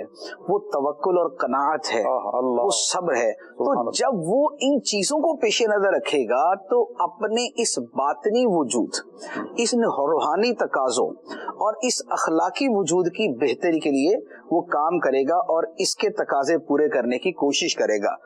بلکہ جب وہ یہ دیکھے گا کہ جسم سے زیادہ قیمتی روح ہے، اللہ، دنیا سے زیادہ قیمتی آخرت ہے، بندے کی خواہش سے زیادہ اچھی چیز خدا کی رضا ہے، سبحان اللہ، لہٰذا ہر جگہ پہ تقابل کر کے وہ ترجیح اس کو دے گا۔ جسم کا تقاضا کہہ رہا ہے کہ کھلی بے حیائی کرو، روح کا تقاضا کہہ رہا ہے کہ پابند حکم خدا ہو کر اسی پر اکتفا کرو جس پہ اکتفا کا خدا نے حکم دیا، سبحان اللہ، تو انہی حدود کے اندر رہے گا۔ جسم کہے گا کہ کوئی حد بندی نہ رکھو اور جو کر سکتے ہو اور جو مزے اٹھا سکتے ہو بابر بعیش کوش، جو مزے کر سکتے ہو کرو، لیکن روح کا تقاضا کہے گا کہ نہیں، جسم کے تقاضوں میں اتنا نہیں بڑھنا کہ روح کمزور ہوتی جائے، جسم کے مکان کو اتنا بھر نہیں دینا کہ روح اس کے اندر تنگی محسوس کرے اور روح کا دم گھٹنا اس کے اندر شروع ہو جائے، تو لہٰذا اب وہ اپنی روح کے تقاضوں کی طرف جائے گا۔ تو جسم و روح کی جو تقسیم ہے یہ ایک اتنی بڑی چیز ہے، یہ نہیں ہے کہ وہ سارے کے سارے روح نہیں مانتے، ویسے تو خیر وہ روح کے بھی منکر ہے اور وہ دوسری اس کی جو فزیکل اور میڈیکل اس کی تعبیر کر دیتے ہیں، لیکن اس سے جدا گانا یہ بہرحال موجود ہے کہ روح کے اپنے تقاضے ہیں کہ جن کو ایک بندہ مومن بڑا واضح طور پہ سمجھتا ہے، اور وہ اس کے اخلاقی وجود کو تسلیم کرتا ہے. تو یہ ایک فرق ہے جو ہمارے اسلامی نظام زندگی میں ہے اور مغربی طرز معاشرت کے اندر ہے. چلیں جی، یہ بھی ایک معلومات آپ نے حاصل کی ہیں بڑی پیاری. اللہ ہم سب کو نبی کریم صلی اللہ علیہ وسلم کی اطاعت فرما برداری کی توفیق عطا فرمائے، اور دین اسلام پر اللہ ہمیں ثابت قدم رہنے کی بھی توفیق عطا فرمائے. آگے بڑھتے ہیں، آپ کی کال شامل کرتے ہیں. سلمان بھائی، میں ہند سے سید بھائی بول رہا ہوں. سلمان بھائی، خلیق صلی اللہ کہتے کہتے بڑا ہی پیارا سلسلہ ہے. آج کا موضوع بھی پیارا ہے سلمان بھائی، کہ ہمیں کیسی ہونی چاہیے اور ہم کس کی صحبت میں بیٹھے کہ ہم نیک بن جائیں، اور اللہ پاک کس لوگوں کو پسند فرماتا ہے، یہ بھی ارشاد فرما دیجئے. اللہ کے پسندیدہ لوگ، اللہ، یہ تو پروگرام پورا ہونا چاہیے. اور واقعی کن کے ساتھ بیٹھنا چاہیے آپ صاحب؟ آیت بینات میں کئی فرمایا گیا یحب المتقین، جی یحب التوابین، یحب المتطہرین، جی یعنی متقیوں سے اللہ تعالیٰ ان کو دوست رکھتا ہے. جو توابین ہیں، بہت زیادہ توبہ کرنے والے ہیں، اللہ تعالیٰ انہیں دوست رکھتا ہے. جو بہت پاکیزہ ستھرے رہتے ہیں، اللہ تعالیٰ انہیں دوست رکھتا ہے. اللہ تبارک و تعالیٰ اپنے محبوب صلی اللہ علیہ وسلم کی اطاعت کرنے والوں کو اپنا محبوب رکھتا ہے. تو اس طرح قرآن پاک کی آیت و بینات اس میں کثیر ہیں. چند ایک میں نے پوائنٹ آؤٹ کی تاکہ آگے جو سلسلہ پھر ہو اس میں جی انشاءاللہ. ڈسکشن. اس میں ایک اور بھی تھا نا، کن کے ساتھ بیٹھے تو نیک بنیں گے. اچھا، خالی بیٹھنے سے نیک بن جائیں گے یہ بھی بتا دیں ساتھ میں، یہ بھی کلیئر کر دیں پوائنٹ. جی ہاں جی ہاں جب بیٹھیں گے نا اللہ والوں کے ساتھ جی، تو پھر رنگ چڑھتا ہے. سبحان وہ اللہ. کہتے ہیں نا صحبت اثر رکھتی ہے، ہاں جی اور صحبت بھی ایسی کہ بعض چیزیں نا، اب انسانی فطرت بھی یہی ہے. صحیح. آٹومیٹیکلی جب ہم کسی ایون کے انسان جس طرح کا ڈریس یوز کرتا ہے، ہاں جی انسان جس طرح کی چیز پر بیٹھتا ہے، جی انسان جس طرح کے لوگوں میں بیٹھتا ہے، اس سب کا اثر لیتا ہے. صحیح. کیفیات بندے کی بعض اوقات مختلف ہوتی چلی جاتی ہیں. ہاں جی اب اگر وہ بیٹھتا ہے ایسے لوگوں کے پاس ہے، جب وہ گفتگو کرتے ہیں نا تو ان کا ٹاپک کیا ہوتا ہے جناب؟ لباس. جی تو آپ دیکھیں گے ایک چند دنوں بعد ہمیں فیل ہونا شروع ہو جائے گا، یار فلاں نے اس دن بات کی تھی نا، اس نے کہا تھا یار آپ کے ڈریس میں یہ جو ہے نا بڑا زبردست سلا ہوا ہے، اس کے اندر جو آپ نے بٹن لگائے ہیں وہ تو ایسے ہیں، جو اپنے اس پہ کڑھائی کروائی ہے وہ تو اس طرح کی ہے. اب وہ آٹومیٹیکلی کس نے کہا کچھ بھی نہیں ہے، وہ آپس میں دو گفتگو کر رہے تھے، لیکن جو تیسرا ساتھ بیٹھا ہوا ہے ان کی صحبت میں، وہ بھی سوچ رہا ہے یار مجھے اپنے لباس کو دیکھوں، میرا بٹن کیسا ہے، میری وہ کڑھائی کیسی ہے. تو یہ انسان کی فطرت ہے. تو اس لیے اگر کوئی شخص یہ چاہتا ہے کہ میں اچھا بن جاؤں، جی تو ایک بڑا سمپلی سا حل تو یہی ہے کہ وہ اس کو چاہیے کہ اس لوگوں کے ساتھ اٹھنا بیٹھنا شروع کر دے. تھوڑی دیر بیٹھے گا نا تو کہتے ہیں وہ خربوزے کو دیکھ کر خربوزہ رنگ پکڑتا ہے. جی جی تو پھر وہ بات آگے پہنچنا شروع ہو جاتی ہے. وہ مشک والے کے پاس جا کر بیٹھیں تو وہاں جا کر خریدے بازار کچھ بھی نہ، خوشبو آنا شروع ہو جاتی ہے. اور اگر بری صحبت ہو معاذ اللہ، بعض اوقات انسان خود برا نہیں ہوتا، لیکن جب وہ برے لوگوں کی صحبت میں بیٹھنا شروع کر دیتا ہے تو پھر آہستہ آہستہ اس کا اثر بھی وہ لیتا ہے. جی اور پھر اخلاقیات سے آغاز ہوتا ہے، پھر بندہ کہاں سے کہاں پہنچ جاتا ہے. ایسے بہت سے مظاہرے ہم اپنے ارد گرد دیکھتے ہیں. ایک بندہ اس جب کی زندہ مثال، جی بات آپ فرمائیں. زندہ مثال اس کی آپ نے فرمایا نا بھی، جو بول رہا ہے تو اس کا اثر لے رہا ہے. جی ہمیں ایک جو ہے وہ بڑے اچھے آدمی ہیں، انہوں نے ایک بات بتائی. انہوں نے کہا کہ ایک عربی شیخ تھے، بڑے زبردست آدمی تھے. ان کے ساتھ ایک پاکستانی بندے کا، یہ ہمارے یہاں اسی ایریا سے، کراچی سے یوں سمجھ لیں کہ یقیناً کراچی کا ہی اسلامی بھائی تھا. تو ہر مسلمان عاشق رسول اسلامی بھائی ہے، اعمال اس کے جیسے بھی ہوں، یہ ایک اگلی بات ہے بھارت. تو یہ ہوا جی کہ وہ عربی شیخ ان کے ساتھ رہے. تو یہ کہتے ہیں کہ میں ان کو ملا نا، یہ اسلامی بھائی کہتے ہیں، تو انہوں نے تھوڑی دیر بعد کہا ابے یار. عربی آپ دیکھیں، عربی شیخ ہو، عربی بولنے والا، یعنی مادر ذات عربی جسے بتا بولے، ٹھیک ہے، لیکن وہ کیا بولا؟ ابے یار.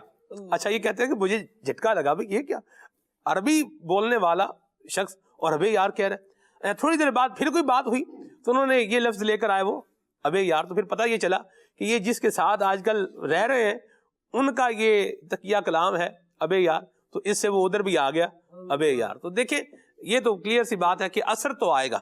لیکن پھر بندہ تھوڑی ہمت بھی کرنی پڑے گی، یہ نہیں بس بیٹھ گیا ہے اثر آ جائے گا ہو ہی جائے گا، بالکل اثر تو آئے گا، ہو بھی جائے گا، لیکن اپنا بھی کوئی بیچ میں کردار جو ہے وہ بنانا پڑے گا، انداز لانا پڑے گا اور اطاعت کی طرف بڑھنا پڑے گا، اور جو اس اطاعت سے غافل کرنے والی چیزیں ہیں ان سے اپنے آپ کو بچانا پڑے گا۔ حافظ صاحب جب بھی بات مکمل ہوگی جی مرحبا، خالد بھائی کچھ کہہ رہے ہیں؟ قرآن کریم میں ارشاد ہوا وَإِذَا رَأَيْتَ الَّذِينَ يَخُوضُونَ فِي آيَاتِنَا فَأَعْرِضْ عَنْهُمْ جی حَتَّى يَخُوضُوا فِي حَدِيثٍ غَيْرِهِ۔ صحیح، جب ایسے اس طرح کے لوگوں کو دیکھو کہ جو اللہ تبارک و تعالیٰ کی آیتوں کے بارے میں نازیبہ گفتگو کرتے ہیں، چون چرا کرتے ہیں رب کی آیتوں پر، فَأَعْرِضْ عَنْهُمْ تو ان سے اعراض کرو، ان سے دور ہو جاؤ، ان سے پھر جاؤ، حَتَّى يَخُوضُوا فِي حَدِيثٍ غَيْرِهِ، حتیٰ کہ وہ کسی اور باتوں کی طرف التفات کریں۔ خاص کر جو اس آیت مبارکہ کا مورد ہے جس موقع پر یہ نازل ہوئی، تو موقع یہ ہے کہ کچھ لوگ نا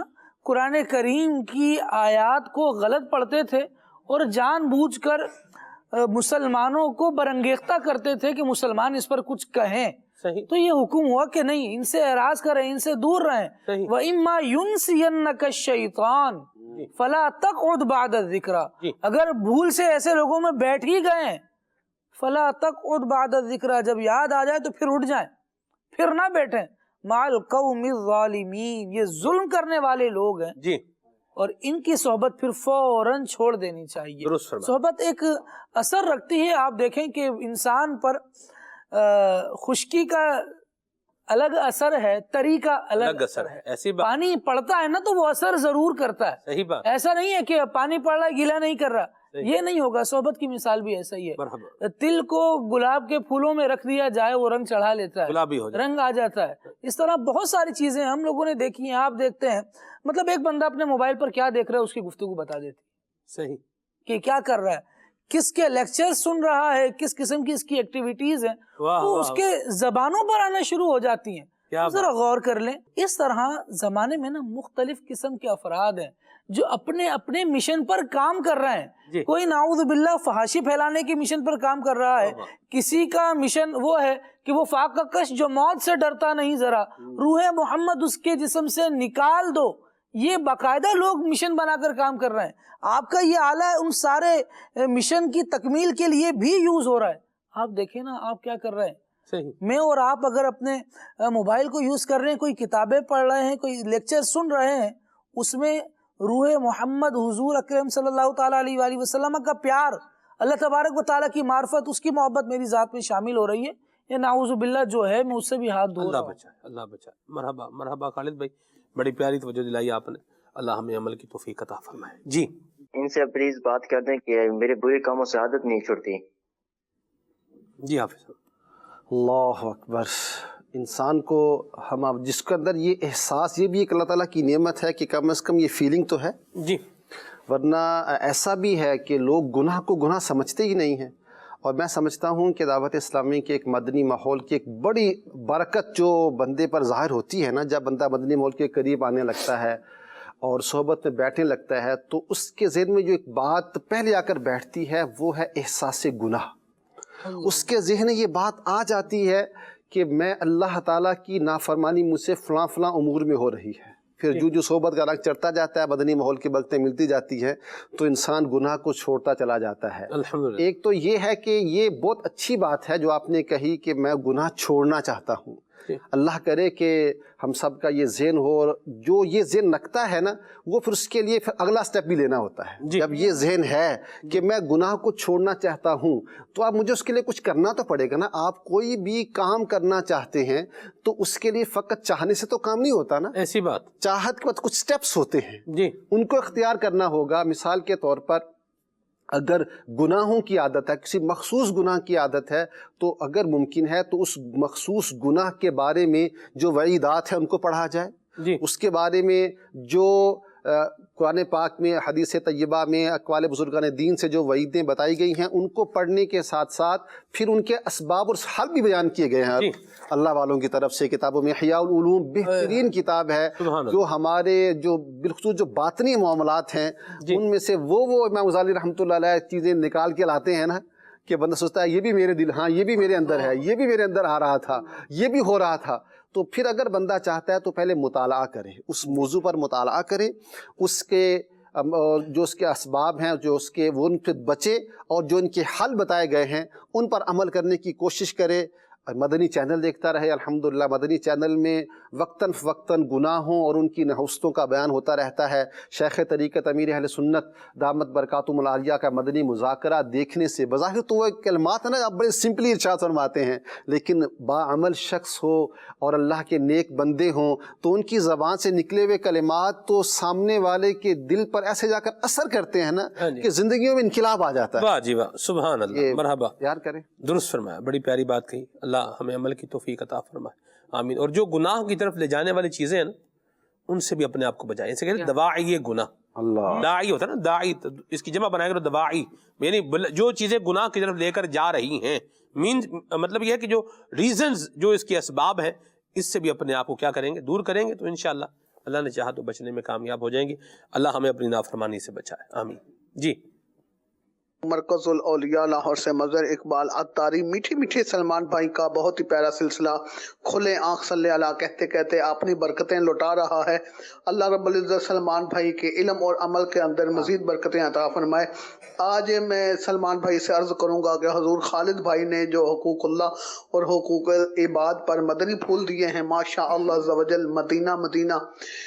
حقوق العباد کے حوالے سے میں عرض کروں گا کہ ایک بہت بڑا ایشو اس وقت چل رہا ہے معاشرے کے اندر کہ جب وراثت تقسیم ہوتی ہے تو اس وقت بہنوں کا حصہ جو ہے غبط یا کر لیا جاتا ہے زبردستی، یا پھر ان کو ڈیمانڈ کی جاتی ہے کہ اپنا حصہ ہمیں دے دیں۔ اور میں آپ سے ایک یہ بھی کلام سننا چاہوں گا، تم اپنا دامن پھیلا کے دیکھو حضور دیں گے، ضرور دیں گے۔ جزاک اللہ۔ اللہ آپ کو برکت عطا فرمائے، آپ کی حوصلہ افزائی کے لیے شکریہ، آباد رہیں، خوش رہیں۔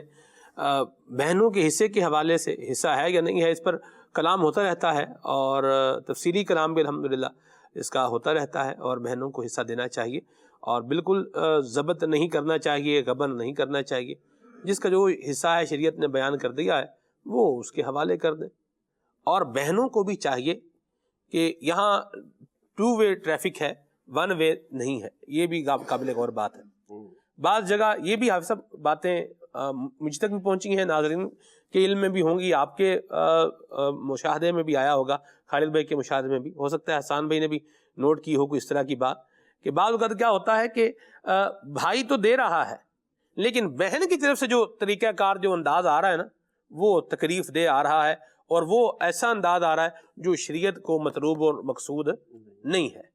تو یہ بھی نہیں ہونی چاہیے، بہنوں کو بھی نہیں چاہیے۔ جب بھائی جب شریعت کے مطابق تقسیم کرنے پر تیار ہے اور تقسیم کر رہا ہے، تو ایسی خواہ مخواہ اس کے اندر بیچ میں کوئی مطلب نہ آگے نہ پیچھے نہ اوپر نہ نیچے، بیچ میں ایک وہ جو ہے نا وہ ملبہ ڈال دینا، یہ بھی بات درست نہیں ہے۔ بہنوں کو بھی اس میں کوئی رکاوٹ جو ہے وہ نہیں بننا چاہیے، اور بھائیوں کو بھی چاہیے کہ بہنوں کو حصہ دیں۔ حصے کی بات دیکھیں، حصہ اللہ نے بنایا ہے، جتنا بنایا ہے وہ بھی ہمیں بتایا ہے، تو سیدھی سی بات ہے، اس کے اوپر بس آمین کریں اور بس آگے بڑھیں۔ حافظ صاحب مزید تبصرے کی حاجت ہے اس پہ؟ کافی ہے، پہلے اس میں گفتگو کئی دفعہ ہوئی ہے، مجھے یاد پڑتا ہے، اور بات وہی ہے کہ اچھا وہاں صرف نا بھائی بہن کا معاملہ نہیں ہے، مطلب مطلقاً بعض اوقات عورت کا حصہ ہوتا ہے نا، وَلِلذَّكَرِ مِثْلُ حَظِّ الْأُنثَيَّيْنِ، تو اس میں مرد کا حصہ چونکہ دگنا ہے عورت کے مقابلے میں، تو یہ تو ہے کہ اس کا لحاظ تو رکھنا ہی رکھنا ہے، بھلے وہ بیٹی کی صورت میں ہے، بھلے وہ ماں کی صورت میں، یہاں پھر حصے مختلف بھی آ جاتے ہیں، جیسے ماں کا حصہ بعض اوقات مختلف ہوتا ہے، اگر اولاد ہے تو جس تبدیلی آتی رہتی ہے، لیکن ماں کا حصہ اولاد نہیں ہے، جیسے بیوی ہے، ماں ہے تو ظاہر سی بات ہے کسی کی بیوی ہی ہے تو وہی ہے، تو بیوی ہے تو بیوی کا حصہ ربع بھی ہے، چوتھا حصہ بھی ہے، سمن بھی ہے، 8واں حصہ بھی ہے۔ اولاد نہیں ہے تو بیوی کو چوتھا حصہ ملے گا، اور اگر اولاد ہے تو پھر بیوی کو 8واں حصہ ملے گا۔ تو اس طرح یہ ہے تو سارا سسٹم، یعنی اس میں جو بھی ہے جان بین سے ہی، اگر دونوں طرف سے ہی اس بات کا خیال رکھنا چاہیے۔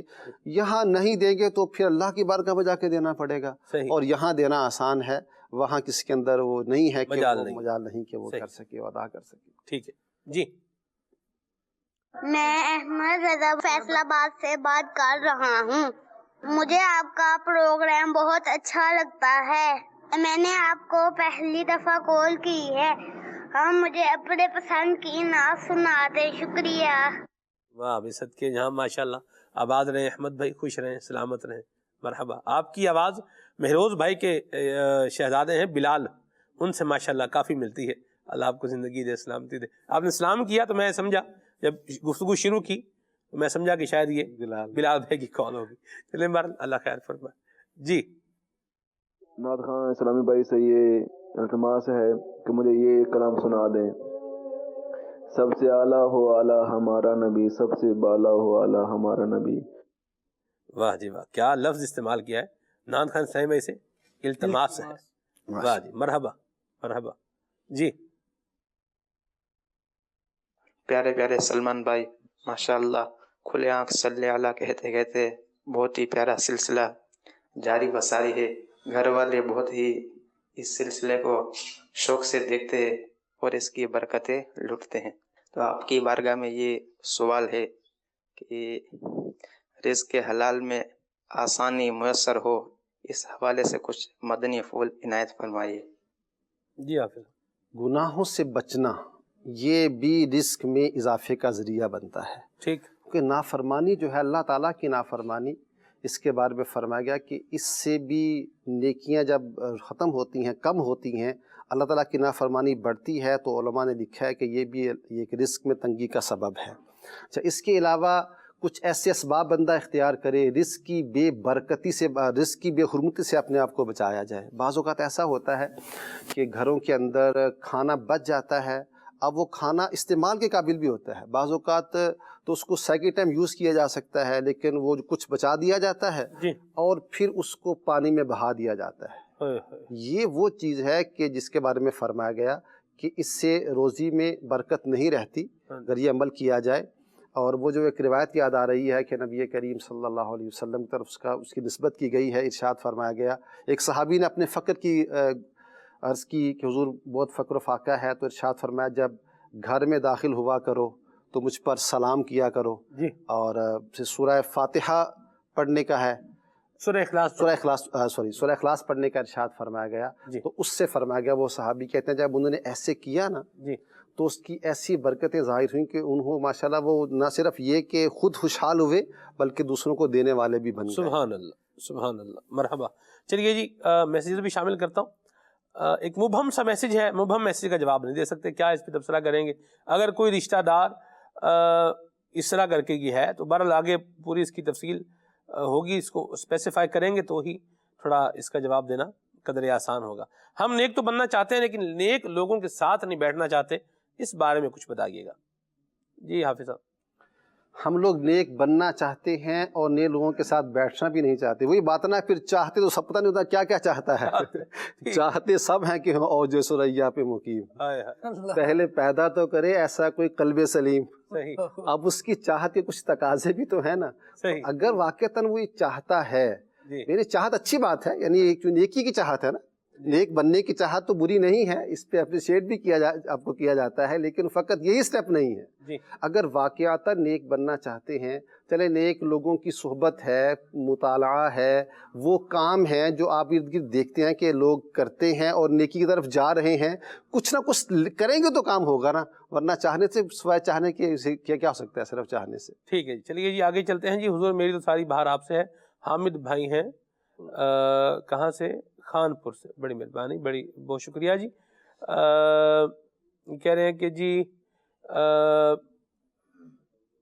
مصطفیٰ ذات یکتا یہ کلام سنا ہے.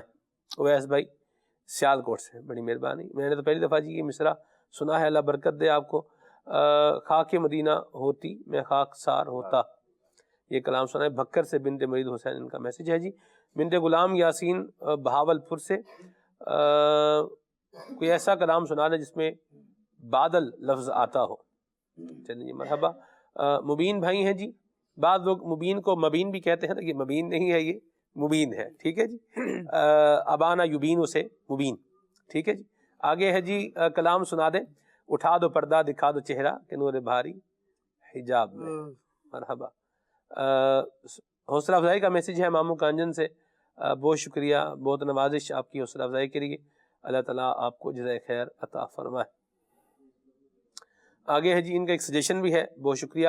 غلام مصطفیٰ بھائی ہیں فیضان مرشد، کہہ رہے ہیں جی ان کا ایک سوال بھی ہے، ادارہ سنت میں آپ کو سوال کرنا چاہیے جو آپ نے بھیجا ہے، اللہ آپ کو برکت دے۔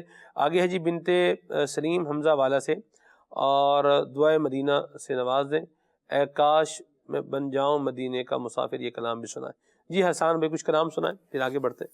صلی اللہ الحبیب صلی اللہ علیہ وسلم۔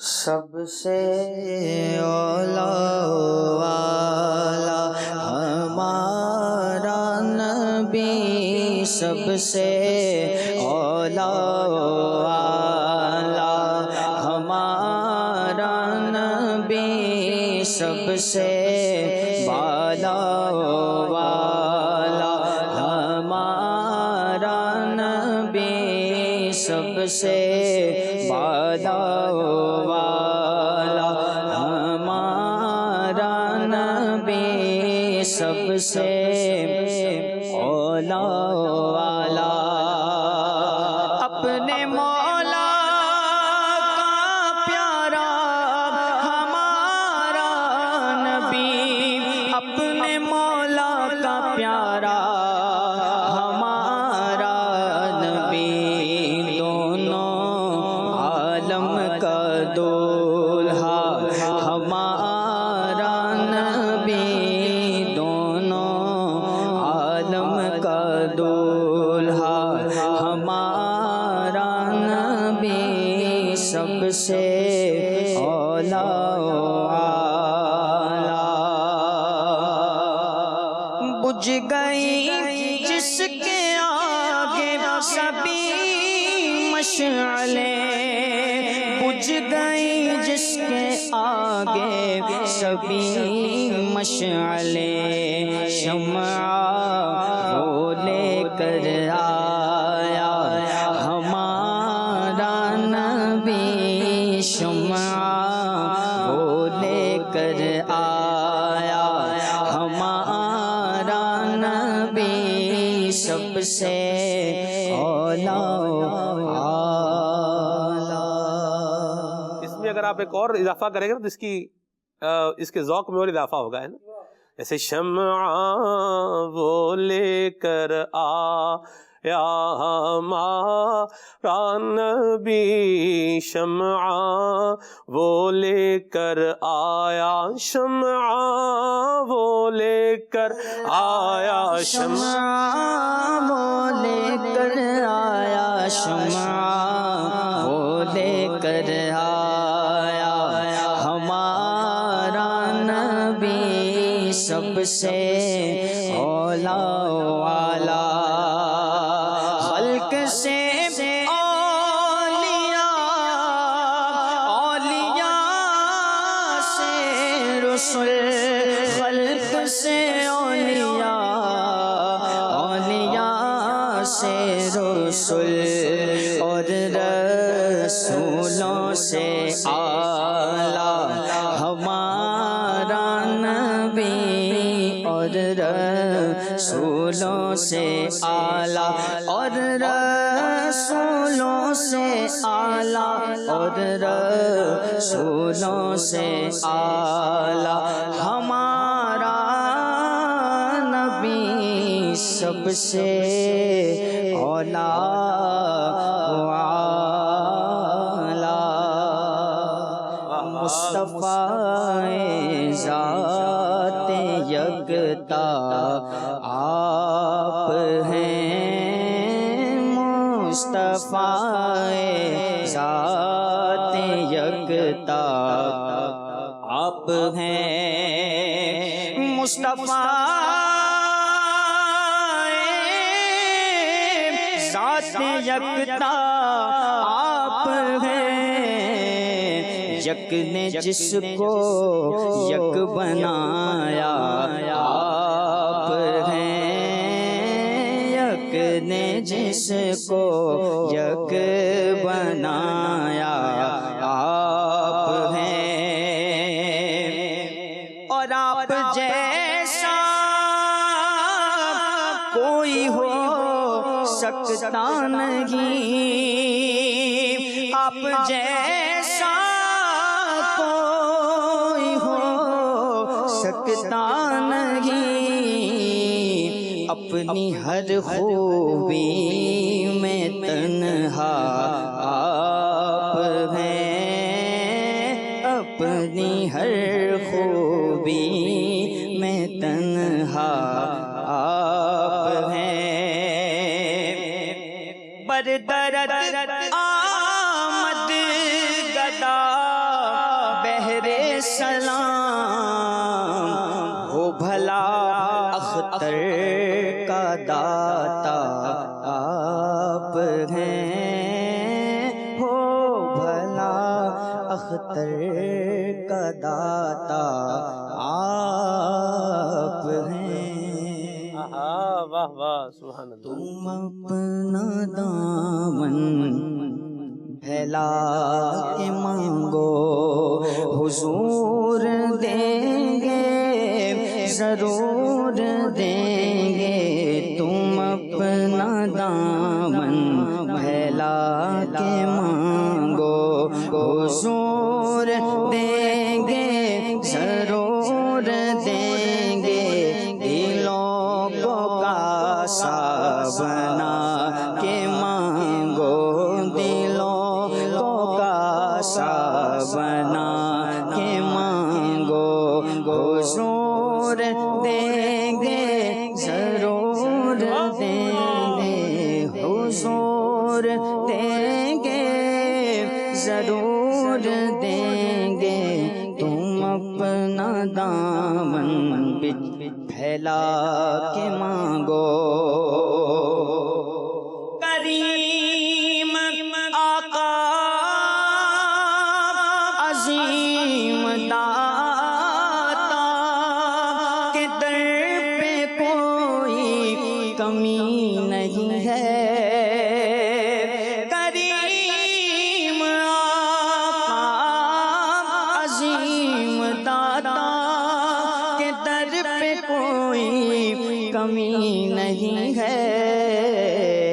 तुम आओ आंसू बहा के मांगो, तुम आंसू बहा के मांगो, हुजूर देंगे जरूर देंगे। तुम आओ आंसू बहा के मांगो, और उन्हीं से मजबूत कर लो नाते, जो दे के एहसान नहीं जताते। उन्हीं से मजबूत कर लो नाते, जो दे के एहसान नहीं जताते। उन्हीं को दिल में बसा मांगो, हुजूर देंगे जरूर देंगे। तुम अपना दामन फैला के मांगो। दामन फैलाया जाता है और चादर बिछाई जाती है। तो चादर बिछा के और दामन फैला के मांगो, हुजूर देंगे जरूर देंगे। हमारे हाजी यामीन हैं सांगड़ से, बड़े प्यारे बुजुर्ग हैं हमारे माशाल्लाह। इनकी भी फरमाइश है, कहाँ का मनसब कहाँ की दौलत, कसम खुदा की है ये हकीकत, जिन्हें बुलाया है मुस्तफ़ा ने वही मदीने को जा रहे हैं। ये एक शेरी सुना दे, कोई बात नहीं, ठीक है। कहाँ की दौलत कहाँ का मनसब, कसम खुदा की ये है हकीकत। कहाँ की दौलत कहाँ का मनसब, कसम खुदा की ये है हकीकत। जिन्हें बुलाया है मुस्तफा ने वही मदीने को जा रहे हैं। जिन्हें बुलाया है मुस्तफा ने वही मदीने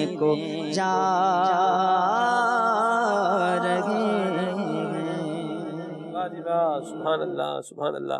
اللہ ہمارے حاجی امین سانگڑ سے اللہ ان کو بھی مدینے کی حاضری نصیب فرمائے اور ان کے صدقے ہم سب کو بھی بعد اب حاضری اللہ نصیب فرمائے. آگے بڑھتے ہیں مدنی چینل کے ناظرین، اور آپ کو ایک اینیمیٹڈ سٹوری دکھانے جا رہے ہیں بچوں کے لیے اور بڑوں کے لیے بھی پیغام ہے. آئیے دیکھیے.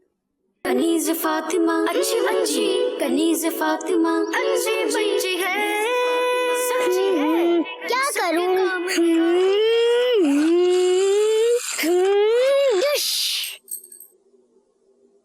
کیا کروں کیا کروں کیوں نہ شربت بنا کے پیا جائے، مزیدار لال شربت. بسم اللہ الرحمن الرحیم.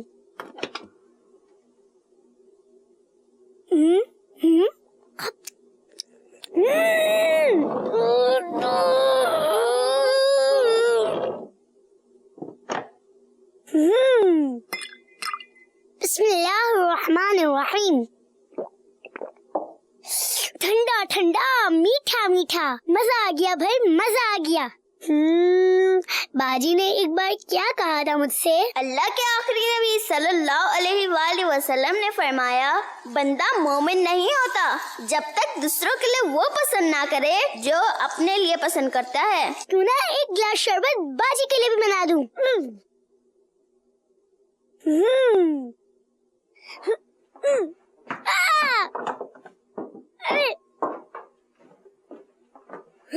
ہائے کیا کیا کیا زلزلہ آ رہا ہے.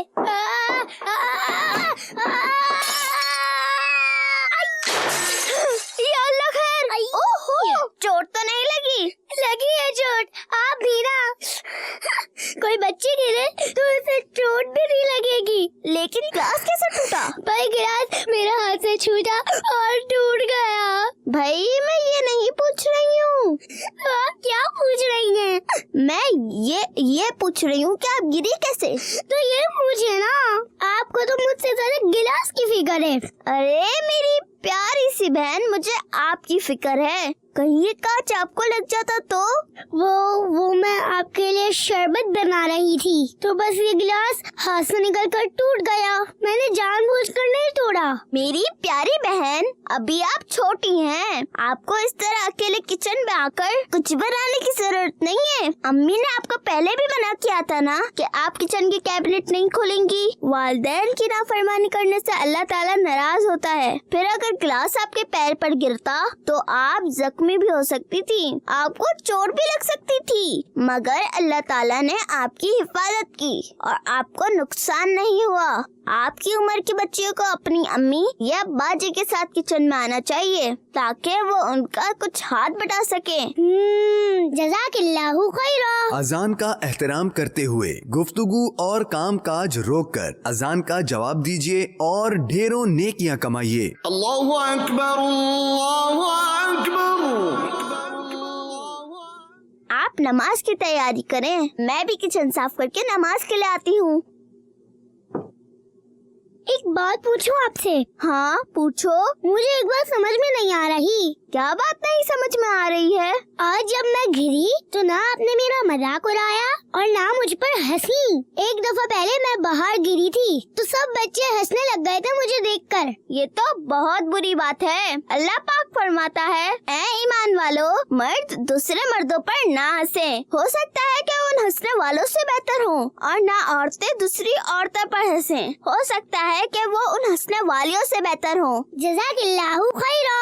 کتنی زبردست بات بتائی آپ نے آپی. یہ باتیں آپ نے کہاں سے سیکھی؟ آمین. یہ پیاری پیاری تعلیم تو ہمارا دین اسلام سکھاتا ہے.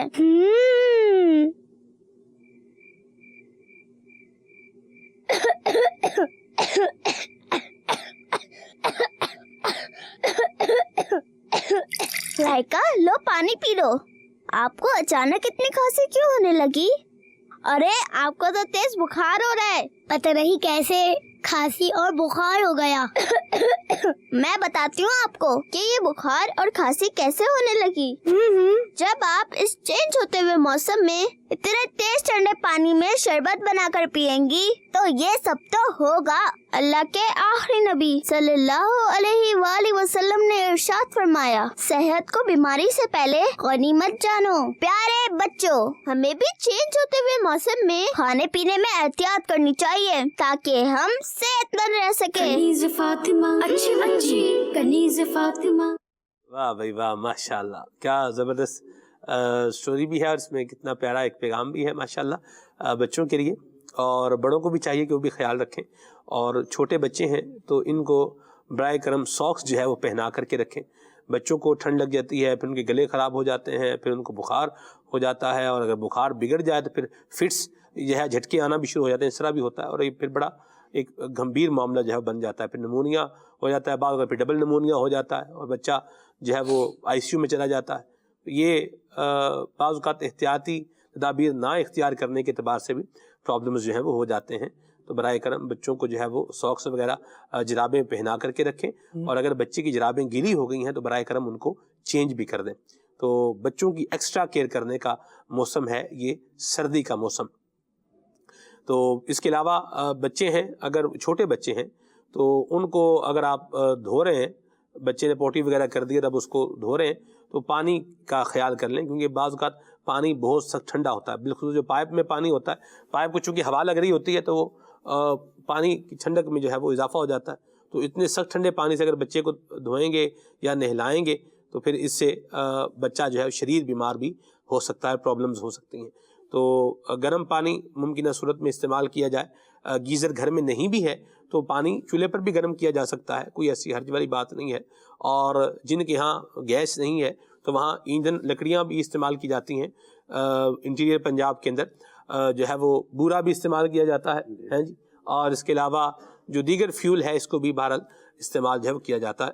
تو اچھے انداز میں جو ہے ان چیزوں کو خیال رکھیں گے تو بچوں کو بھی ایک عافیت ملے گی، اور خرچہ بھی نہیں ہوگا انشاءاللہ، اور تکلیف بھی نہیں ہوگی۔ بچے بیمار ہوتے ہیں تو پھر خرچہ بھی دھڑا دھڑ ہو رہا ہوتا ہے۔ اللہ بچائے، عافیت سے اللہ ہمیں نوازے، اور آزمائش سے اللہ ہمیں بچائے۔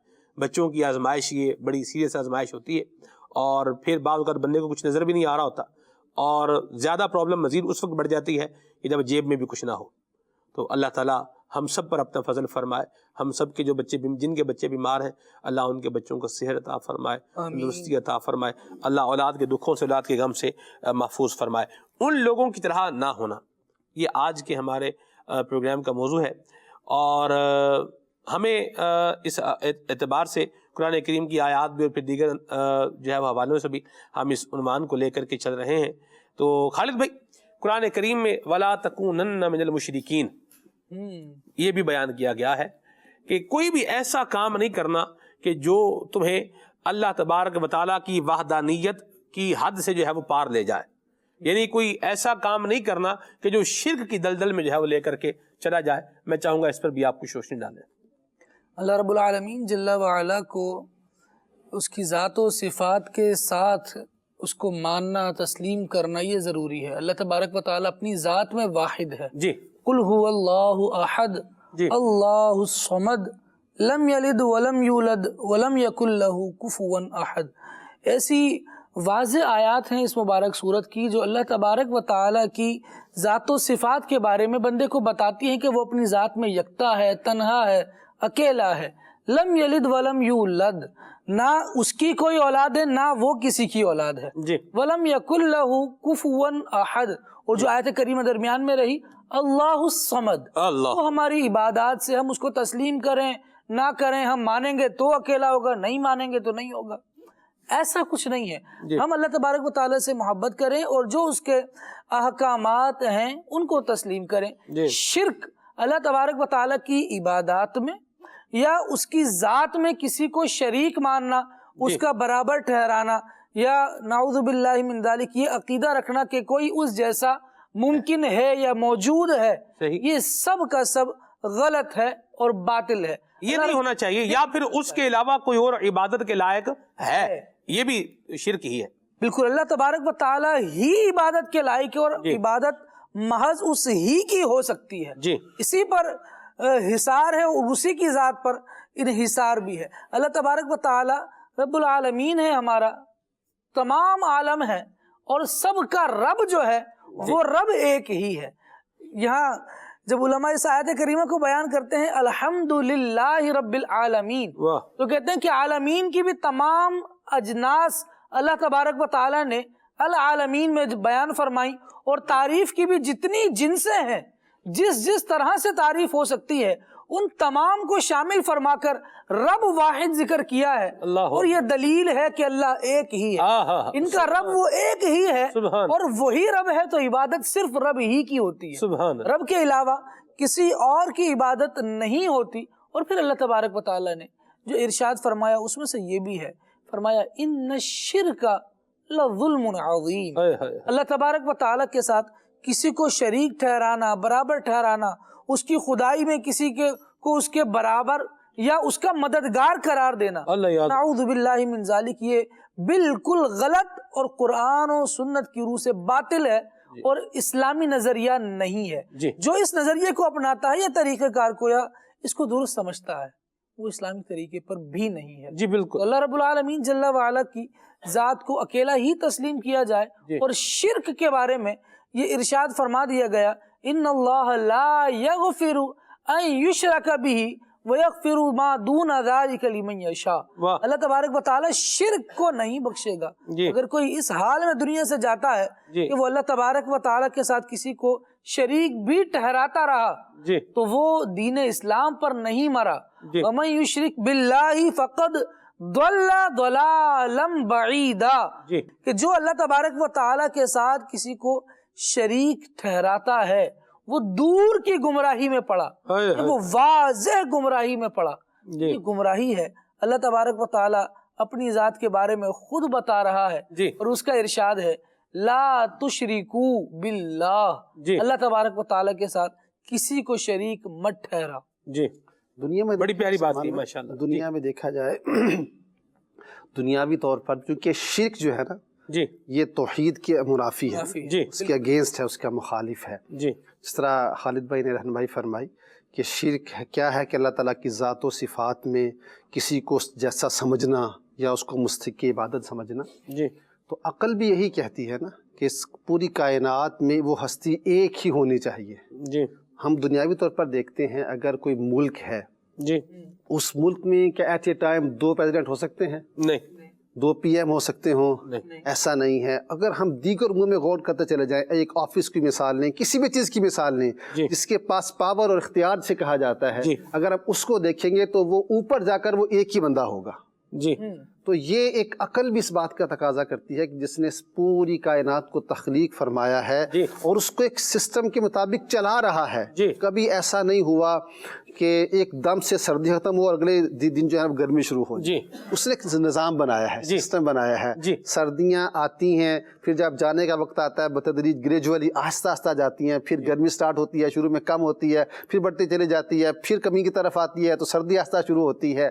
یا پھر دن اور رات کی تخلیق، یہ زمین اور اتنے بڑے آسمان کو دیکھنا کہ بغیر کہیں پلر نہیں ہے، کہیں کچھ نہیں ہے، یہ اس کا بنانا یہ اس بات کی طرف اشارہ کرتا ہے کہ وہ ایک ہی ہے، وحدہ لا شریک ہے، جیسا کوئی نہیں ہے. مثالیں بلا تشبیہ و تمثیل ہوتی ہیں. یہ بھی ایک بات میں یہاں ذکر کر دوں اور بڑی پیاری جو ہے وہ سمجھنے کی بات اللہ نصیب فرمایا لو کان فیہما آلہۃ الا اللہ لفسدتا. اللہ کے علاوہ کوئی اور الہ، کوئی مستحق عبادت ہوتا، کوئی اور خدا ہوتا تو کیا لفسدتا، یہ زمین آسمان کیا ہو جاتے، ان میں فساد آ جاتا، یہ برباد ہو جاتے. اس میں 2 باتیں، ایک ہے اس میں برہان تمانو اور ایک ہے اس میں برہان تتارد. جب بندہ پڑھتا ہے علم کلام تو اس میں یہ باتیں سیکھنے کو انسان کو ملتی ہیں. آسان اس کو یوں کر لیں کہ بھئی ایک بولے گا بھی دن نکلے گا، دوسرا بولے گا دن نہیں نکلے گا. ایک بولے گا بارش برسے گی، دوسرا بولے گا بھئی نہیں برسے گی. ٹھیک ہے، تو یوں نظام نہیں چل سکتا، یوں نظام نہیں چل سکتا. لفاظ رہتا اس میں فساد آ جائے گا. ٹھیک ہے. اچھا، اب ان دونوں میں اگر جھگڑا ہوا آپس میں تو ایک غالب آئے گا، دوسرا مغلوب ہو جائے گا، اور جو مغلوب ہو جائے وہ خدا نہیں ہو نہیں سکتا. ٹھیک ہے. تو پتا چلا کہ اللہ ایک ہے، وحدہ لا شریک ہے، واجب الوجود ہے اور مستحق عبادت ہے. ٹھیک ہے. اس طرح دوسری طرف دیکھیں آپ، اچھا اگر دونوں صلح کر لیں، دونوں آپس میں بھئی ٹھیک ہے چل جائیں، بھئی چلے گا. اب یہ صلح کر رہے ہیں، یہ دوسرا کمپرومائز کر کے صلح کر رہا ہے. اگر کمپرومائز کر کے اس کے ساتھ چل رہا ہے تو جو کمپرومائز کر لے وہ خدا ہو سکتا نہیں، کیونکہ جو کمپرومائز کر رہا ہے گویا کہ یہ مغلوب ہو گیا ہے، گویا کہ یہ محتاج ہو گیا ہے، اور جو محتاج ہو وہ خدا ہو نہیں سکتا، کیونکہ اللہ الصمد دلیل الوہیت یہ ہے کہ اللہ ایک ہے اور بے نیاز ہے. اللہ الصمد، اللہ بے نیاز ہے، ٹھیک ہے، کسی کا محتاج نہیں ہے. دوسری طرف ایک اور سیکھنے کی مثال، سمجھنے کی بات ہے. آپ دیکھیے باتیں سیکھنے کو سمجھنے کو مل رہی ہیں اگر بندہ سمجھنے والا بنے. ایک شخص کے پاس 25 وولٹ کرنٹ ہو اور دوسرے کے پاس بھی 25 وولٹ کرنٹ ہو، اور یہ دونوں ایک 25 وولٹ کے بلب کو جو ہے جلانا چاہیں، یہ بھی 25 وولٹ کرنٹ دے گا، وہ بھی 25 وولٹ کرنٹ دے گا، کرنٹ کتنی ہو جائے گی؟ 50 وولٹ، اور بلب کیا ہو جائے گا؟ بلاسٹ ہو جائے گا، فیوز ہو جائے گا، اڑ جائے گا. تو یوں بھی اگر دونوں آپس میں جو ہے وہ کام کر رہے ہیں، یہ بھی چلا رہا ہے وہ بھی چلا رہا ہے، دونوں برابر انداز سے چلا رہے ہیں، جس نے چلنا ہے اس کا تو ایک معیار اور پیمانہ ہے. تو یوں بھی پتہ چل رہا ہے کہ اگر دو خدا ہوں گے تو کیا ہو جائے گا؟ فساد ہو جائے گا. تو پتہ یہ چل رہا ہے اللہ ایک ہے اور وہ وحدہ لا شریک ہے. جی واقعہ بیان کیا جاتا ہے نا کہ ایک بوڑھی مائی تھی جو چرخہ کاٹ رہی تھی. شاید چرخہ کاٹنے لوگوں کو اتنا جلدی سمجھ میں نہ آئے، اس کو یوں کر لیں کہ وہ چکی چلا رہی تھی. صحیح. تھوڑے سے تبدل کے ساتھ سمجھانے کے لیے عرض کر رہا ہوں. جب اس سے پوچھا گیا کہ اے بوڑھی، کیا ساری عمر چرخہ ہی کاٹتی رہی ہے کہ اللہ تبارک و تعالیٰ کی ذات کے بارے میں بھی، اس کی صفات کے بارے میں بھی جاننے کی کوئی کوشش کی؟ کہا میں تو ان پڑھ ہوں، گوار ہوں، مجھے کچھ زیادہ تو علم نہیں. کہا اچھا بتاؤ کہ جانتی تو ہو نا اللہ موجود ہے؟ کہتی ہاں جی اللہ موجود ہے. کیا دلیل ہے؟ کہتی میرا چرخہ، میری چکی. کہا کیوں؟ کہا دیکھو یہ ایک چکی ہے، اس کو کوئی چلائے گا تو ہی چلے گی، ایسی بات نہیں چلائے گا تو نہیں چلے گی. صحیح.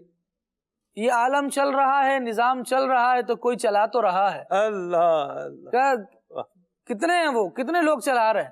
کہا نہیں، وہ ایک ہی ہے اپنی ذات میں. صحیح. کہا کیا دلیل؟ تو کہنے لگی میری چرخی، میری چکی. کیسے؟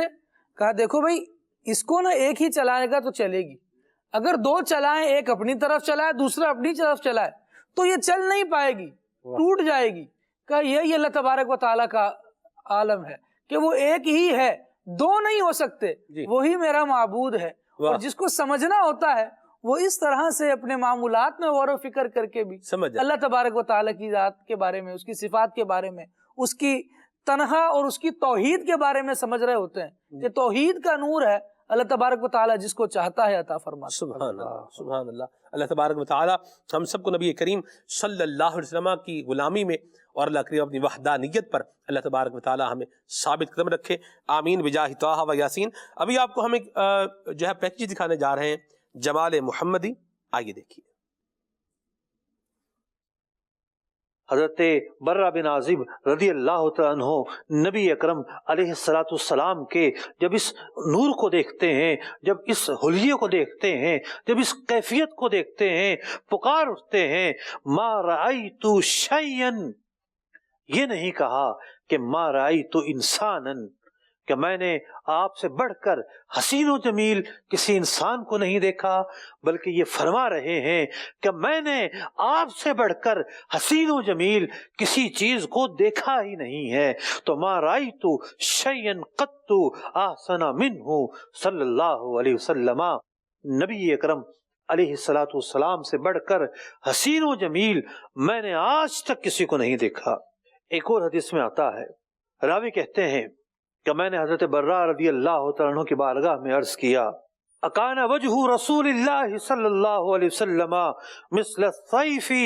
راوی کہتے ہیں کہ میں نے حضرت برہ بن عازب سے پوچھا، یعنی تلوار جو ہے وہ بھی سفید ہوتی ہے، چمکدار ہوتی ہے، اس کے اندر سے بھی روشنی چمک رہی ہوتی ہے. تو راوی کہتے ہیں کہ نبی اکرم علیہ السلام تلوار کی طرح چمکدار تھے. انہوں نے کہا لا مثل القمری، بلکہ آپ 14ویں رات کی چاند کی طرح چمکدار تھے.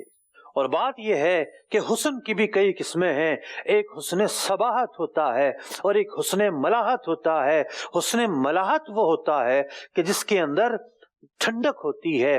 تو نبی اکرم علیہ السلام آپ ملی ہیں، آپ ملاحت والے ہیں، تو چاند کی طرح اس لیے کہا کہ آپ کے حسن کے اندر ایک عجب ٹھنڈک تھی، ایک عجب دلکشی تھی، اس کے اندر کہیں بھی وہ معاملہ نہ تھا کہ آنکھیں دیکھیں تو آنکھوں کو کچھ چبھن محسوس ہو، بلکہ وہاں تو آنکھیں جا کر جم جایا کرتی تھیں۔ نبی اکرم علیہ السلام تو جاذب نظر تھے، آپ کی طرف نظر کرنا تو دلوں کو تسکین بخشتا تھا۔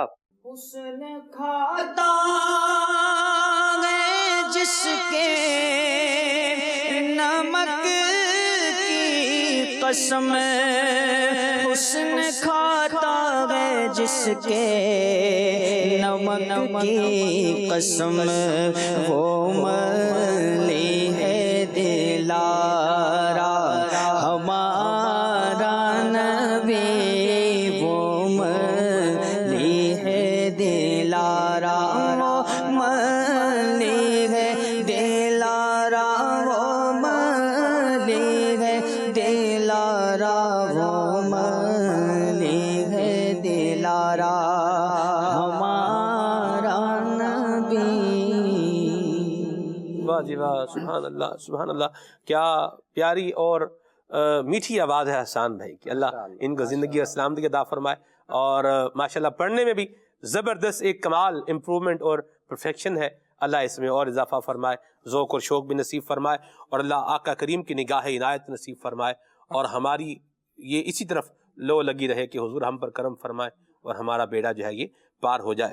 پروگرام اختتام کی طرف ہے حافظ صاحب، میں چاہوں گا کہ آج کے موضوع کے حوالے سے اس کو کنکلوڈ بھی فرما دیں، آج کے پروگرام کی آخری کلمات بھی عطا فرمائیں، پھر ہم صلاۃ السلام پڑھتے ہیں۔ ماشاءاللہ بہت اچھا موضوع سلیکٹ کیا گیا تھا۔ قرآن پاک کی آیات کی روشنی ہم اپنا جائزہ لیں کہ ہمارا ایٹیٹیوڈ، ہمارا رویہ، ہمارا انداز کس طرح کا ہے، ہمارے اعمال کس طرح کے ہیں۔ کہیں ایسا تو نہیں ہو رہا کہ لا علمی کے سبب ہم ان لوگوں جیسے کام کر رہے ہوں کہ جن سے بچنے کا حکم ہمیں ہمارے پیارے اللہ عز و جل نے دیا ہے۔ تو قرآن پاک کو ہم جب پڑھتے ہیں تو ہمیں اس اعتبار سے بھی اس کو پڑھنا چاہیے کہ کیونکہ میرے رب کا کلام میرے لیے نازل ہوا ہے، میری ہدایت کے لیے اترا ہے، تو میں اللہ کرے قرآن پاک کو مختلف اعتبارات سے پڑھا کروں۔ جیسے یہ آج جو آیات بینات ہمارے سامنے بیان کی گئیں، ڈسکس کیا گیا کہ وہ آیت تم ایسا نہ ہونا، ایسا نہ ہونا، ایسا نہ کرنا، ان لوگوں میں سے نہ ہو جانا، اس طرح کا کام نہ کرنا، یہ تمام معاملات ہمارے لیے ہیں۔ اللہ کرے کہ ہم اس میسج کو لیں، اور آج کے اس جو ہم نے آج پروگرام سنا، اس کو سننے کے بعد کرنے والے بھی اللہ کرے ہم سب اس میں شامل ہوں، اور اس پہ ہماری توجہ جائے۔ اگر کسی کو اس طرح کا مبتلا ہے تو اپنے آپ کو بچانے کی کوشش کرے گا، تو انشاءاللہ اس کا مقصد بھی حاصل ہوگا۔ یہی ایک مدنی چینل کا میسج بھی ہے کہ ہم مل جل کر اس کے بارے میں غور و فکر کرتے رہیں اور اپنی اصلاح کی کوشش کرتے رہیں۔ اللہ ہمیں عمل کی توفیق عطا فرمائے۔ آمین آمین آمین۔ ایسا نہ کہنا، یہ بھی ہم ایک پروگرام رکھیں گے، واہ، اور یہ میں نے لیا ہے وَلَا تَقُولُوا سے، ایسے نہ کہو۔ اللہ ہمیں عمل کی توفیق عطا فرمائے، اللہ تبارک و تعالی ہمیں اپنی اطاعت گزاری کی توفیق عطا فرمائے، اللہ ہمارے ایمان کی حفاظت فرمائے، اس مدنی ماحول میں اللہ ہمیں استقامت عطا فرمائے۔ آئیے صلاۃ السلام پڑھتے ہیں۔ سبحانک اللہم وبحمدک اشہد ان لا الہ الا انت استغفرک واتوب الیک۔ کعبے کے بدروں دجا تم پہ کروڑوں درود، طیبہ کے شمس و ضحا تم پہ کروڑوں درود، کعبے کے بدروں دجا تم پہ کروڑوں درود، شافع روز جزا تم پہ کروڑوں درود، شافع روز جزا تم پہ کروڑوں درود، تم پہ کروڑوں درود، دافع جملہ بلا تم پہ کروڑوں درود، دافع جملہ بلا تم پہ کروڑوں درود، دل کرو ٹھنڈا میرا وہ کف پا چاند سا دل کر ٹھنڈا میرا، وہ کف پا چاند سا دل کرو ٹھنڈا میرا، دل کرو ٹھنڈا میرا، وہ کف پا چاند سا، وہ کف پا چاند سا، سینے پہ رکھ دو ذرا تم پہ کروڑوں درود، سینے پہ رکھ دو ذرا تم پہ کروڑوں درود، ذات ہوئی انتخاب وصف ہوئے لاجواب، ذات ہوئی انتخاب وصف ہوئے لاجواب، ذات ہوئی انتخاب وصف ہوئے لاجواب، وصف ہوئے لاجواب، نام ہوا مصطفیٰ تم پہ کروڑوں درود، نام ہوا مصطفیٰ تم پہ کروڑوں درود، آنکھ عطا کیجئے اس میں ضیا دیجئے، آنکھ عطا کیجئے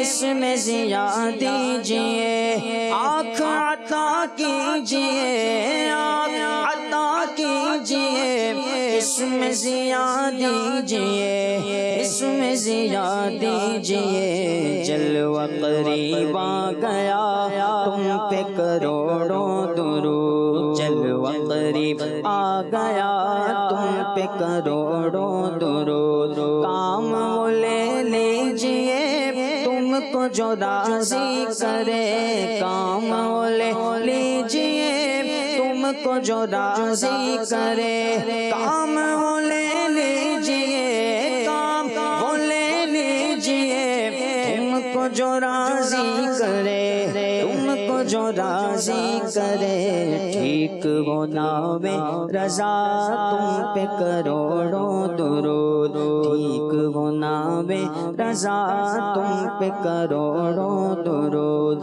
کعبے کے بدر و دجا تم پہ کروڑوں درود، طیبہ کے شمس و ضحا تم پہ کروڑوں درود، پھولوں سی مسکراتی ہو صبح، یاد نبی سے چین پاتی ہو صبح، کھلے آنکھ صلی علی کہتے کہتے، کھلے آنکھ صلی علی کہتے کہتے، کھلے آنکھ صلی علی کہتے کہتے،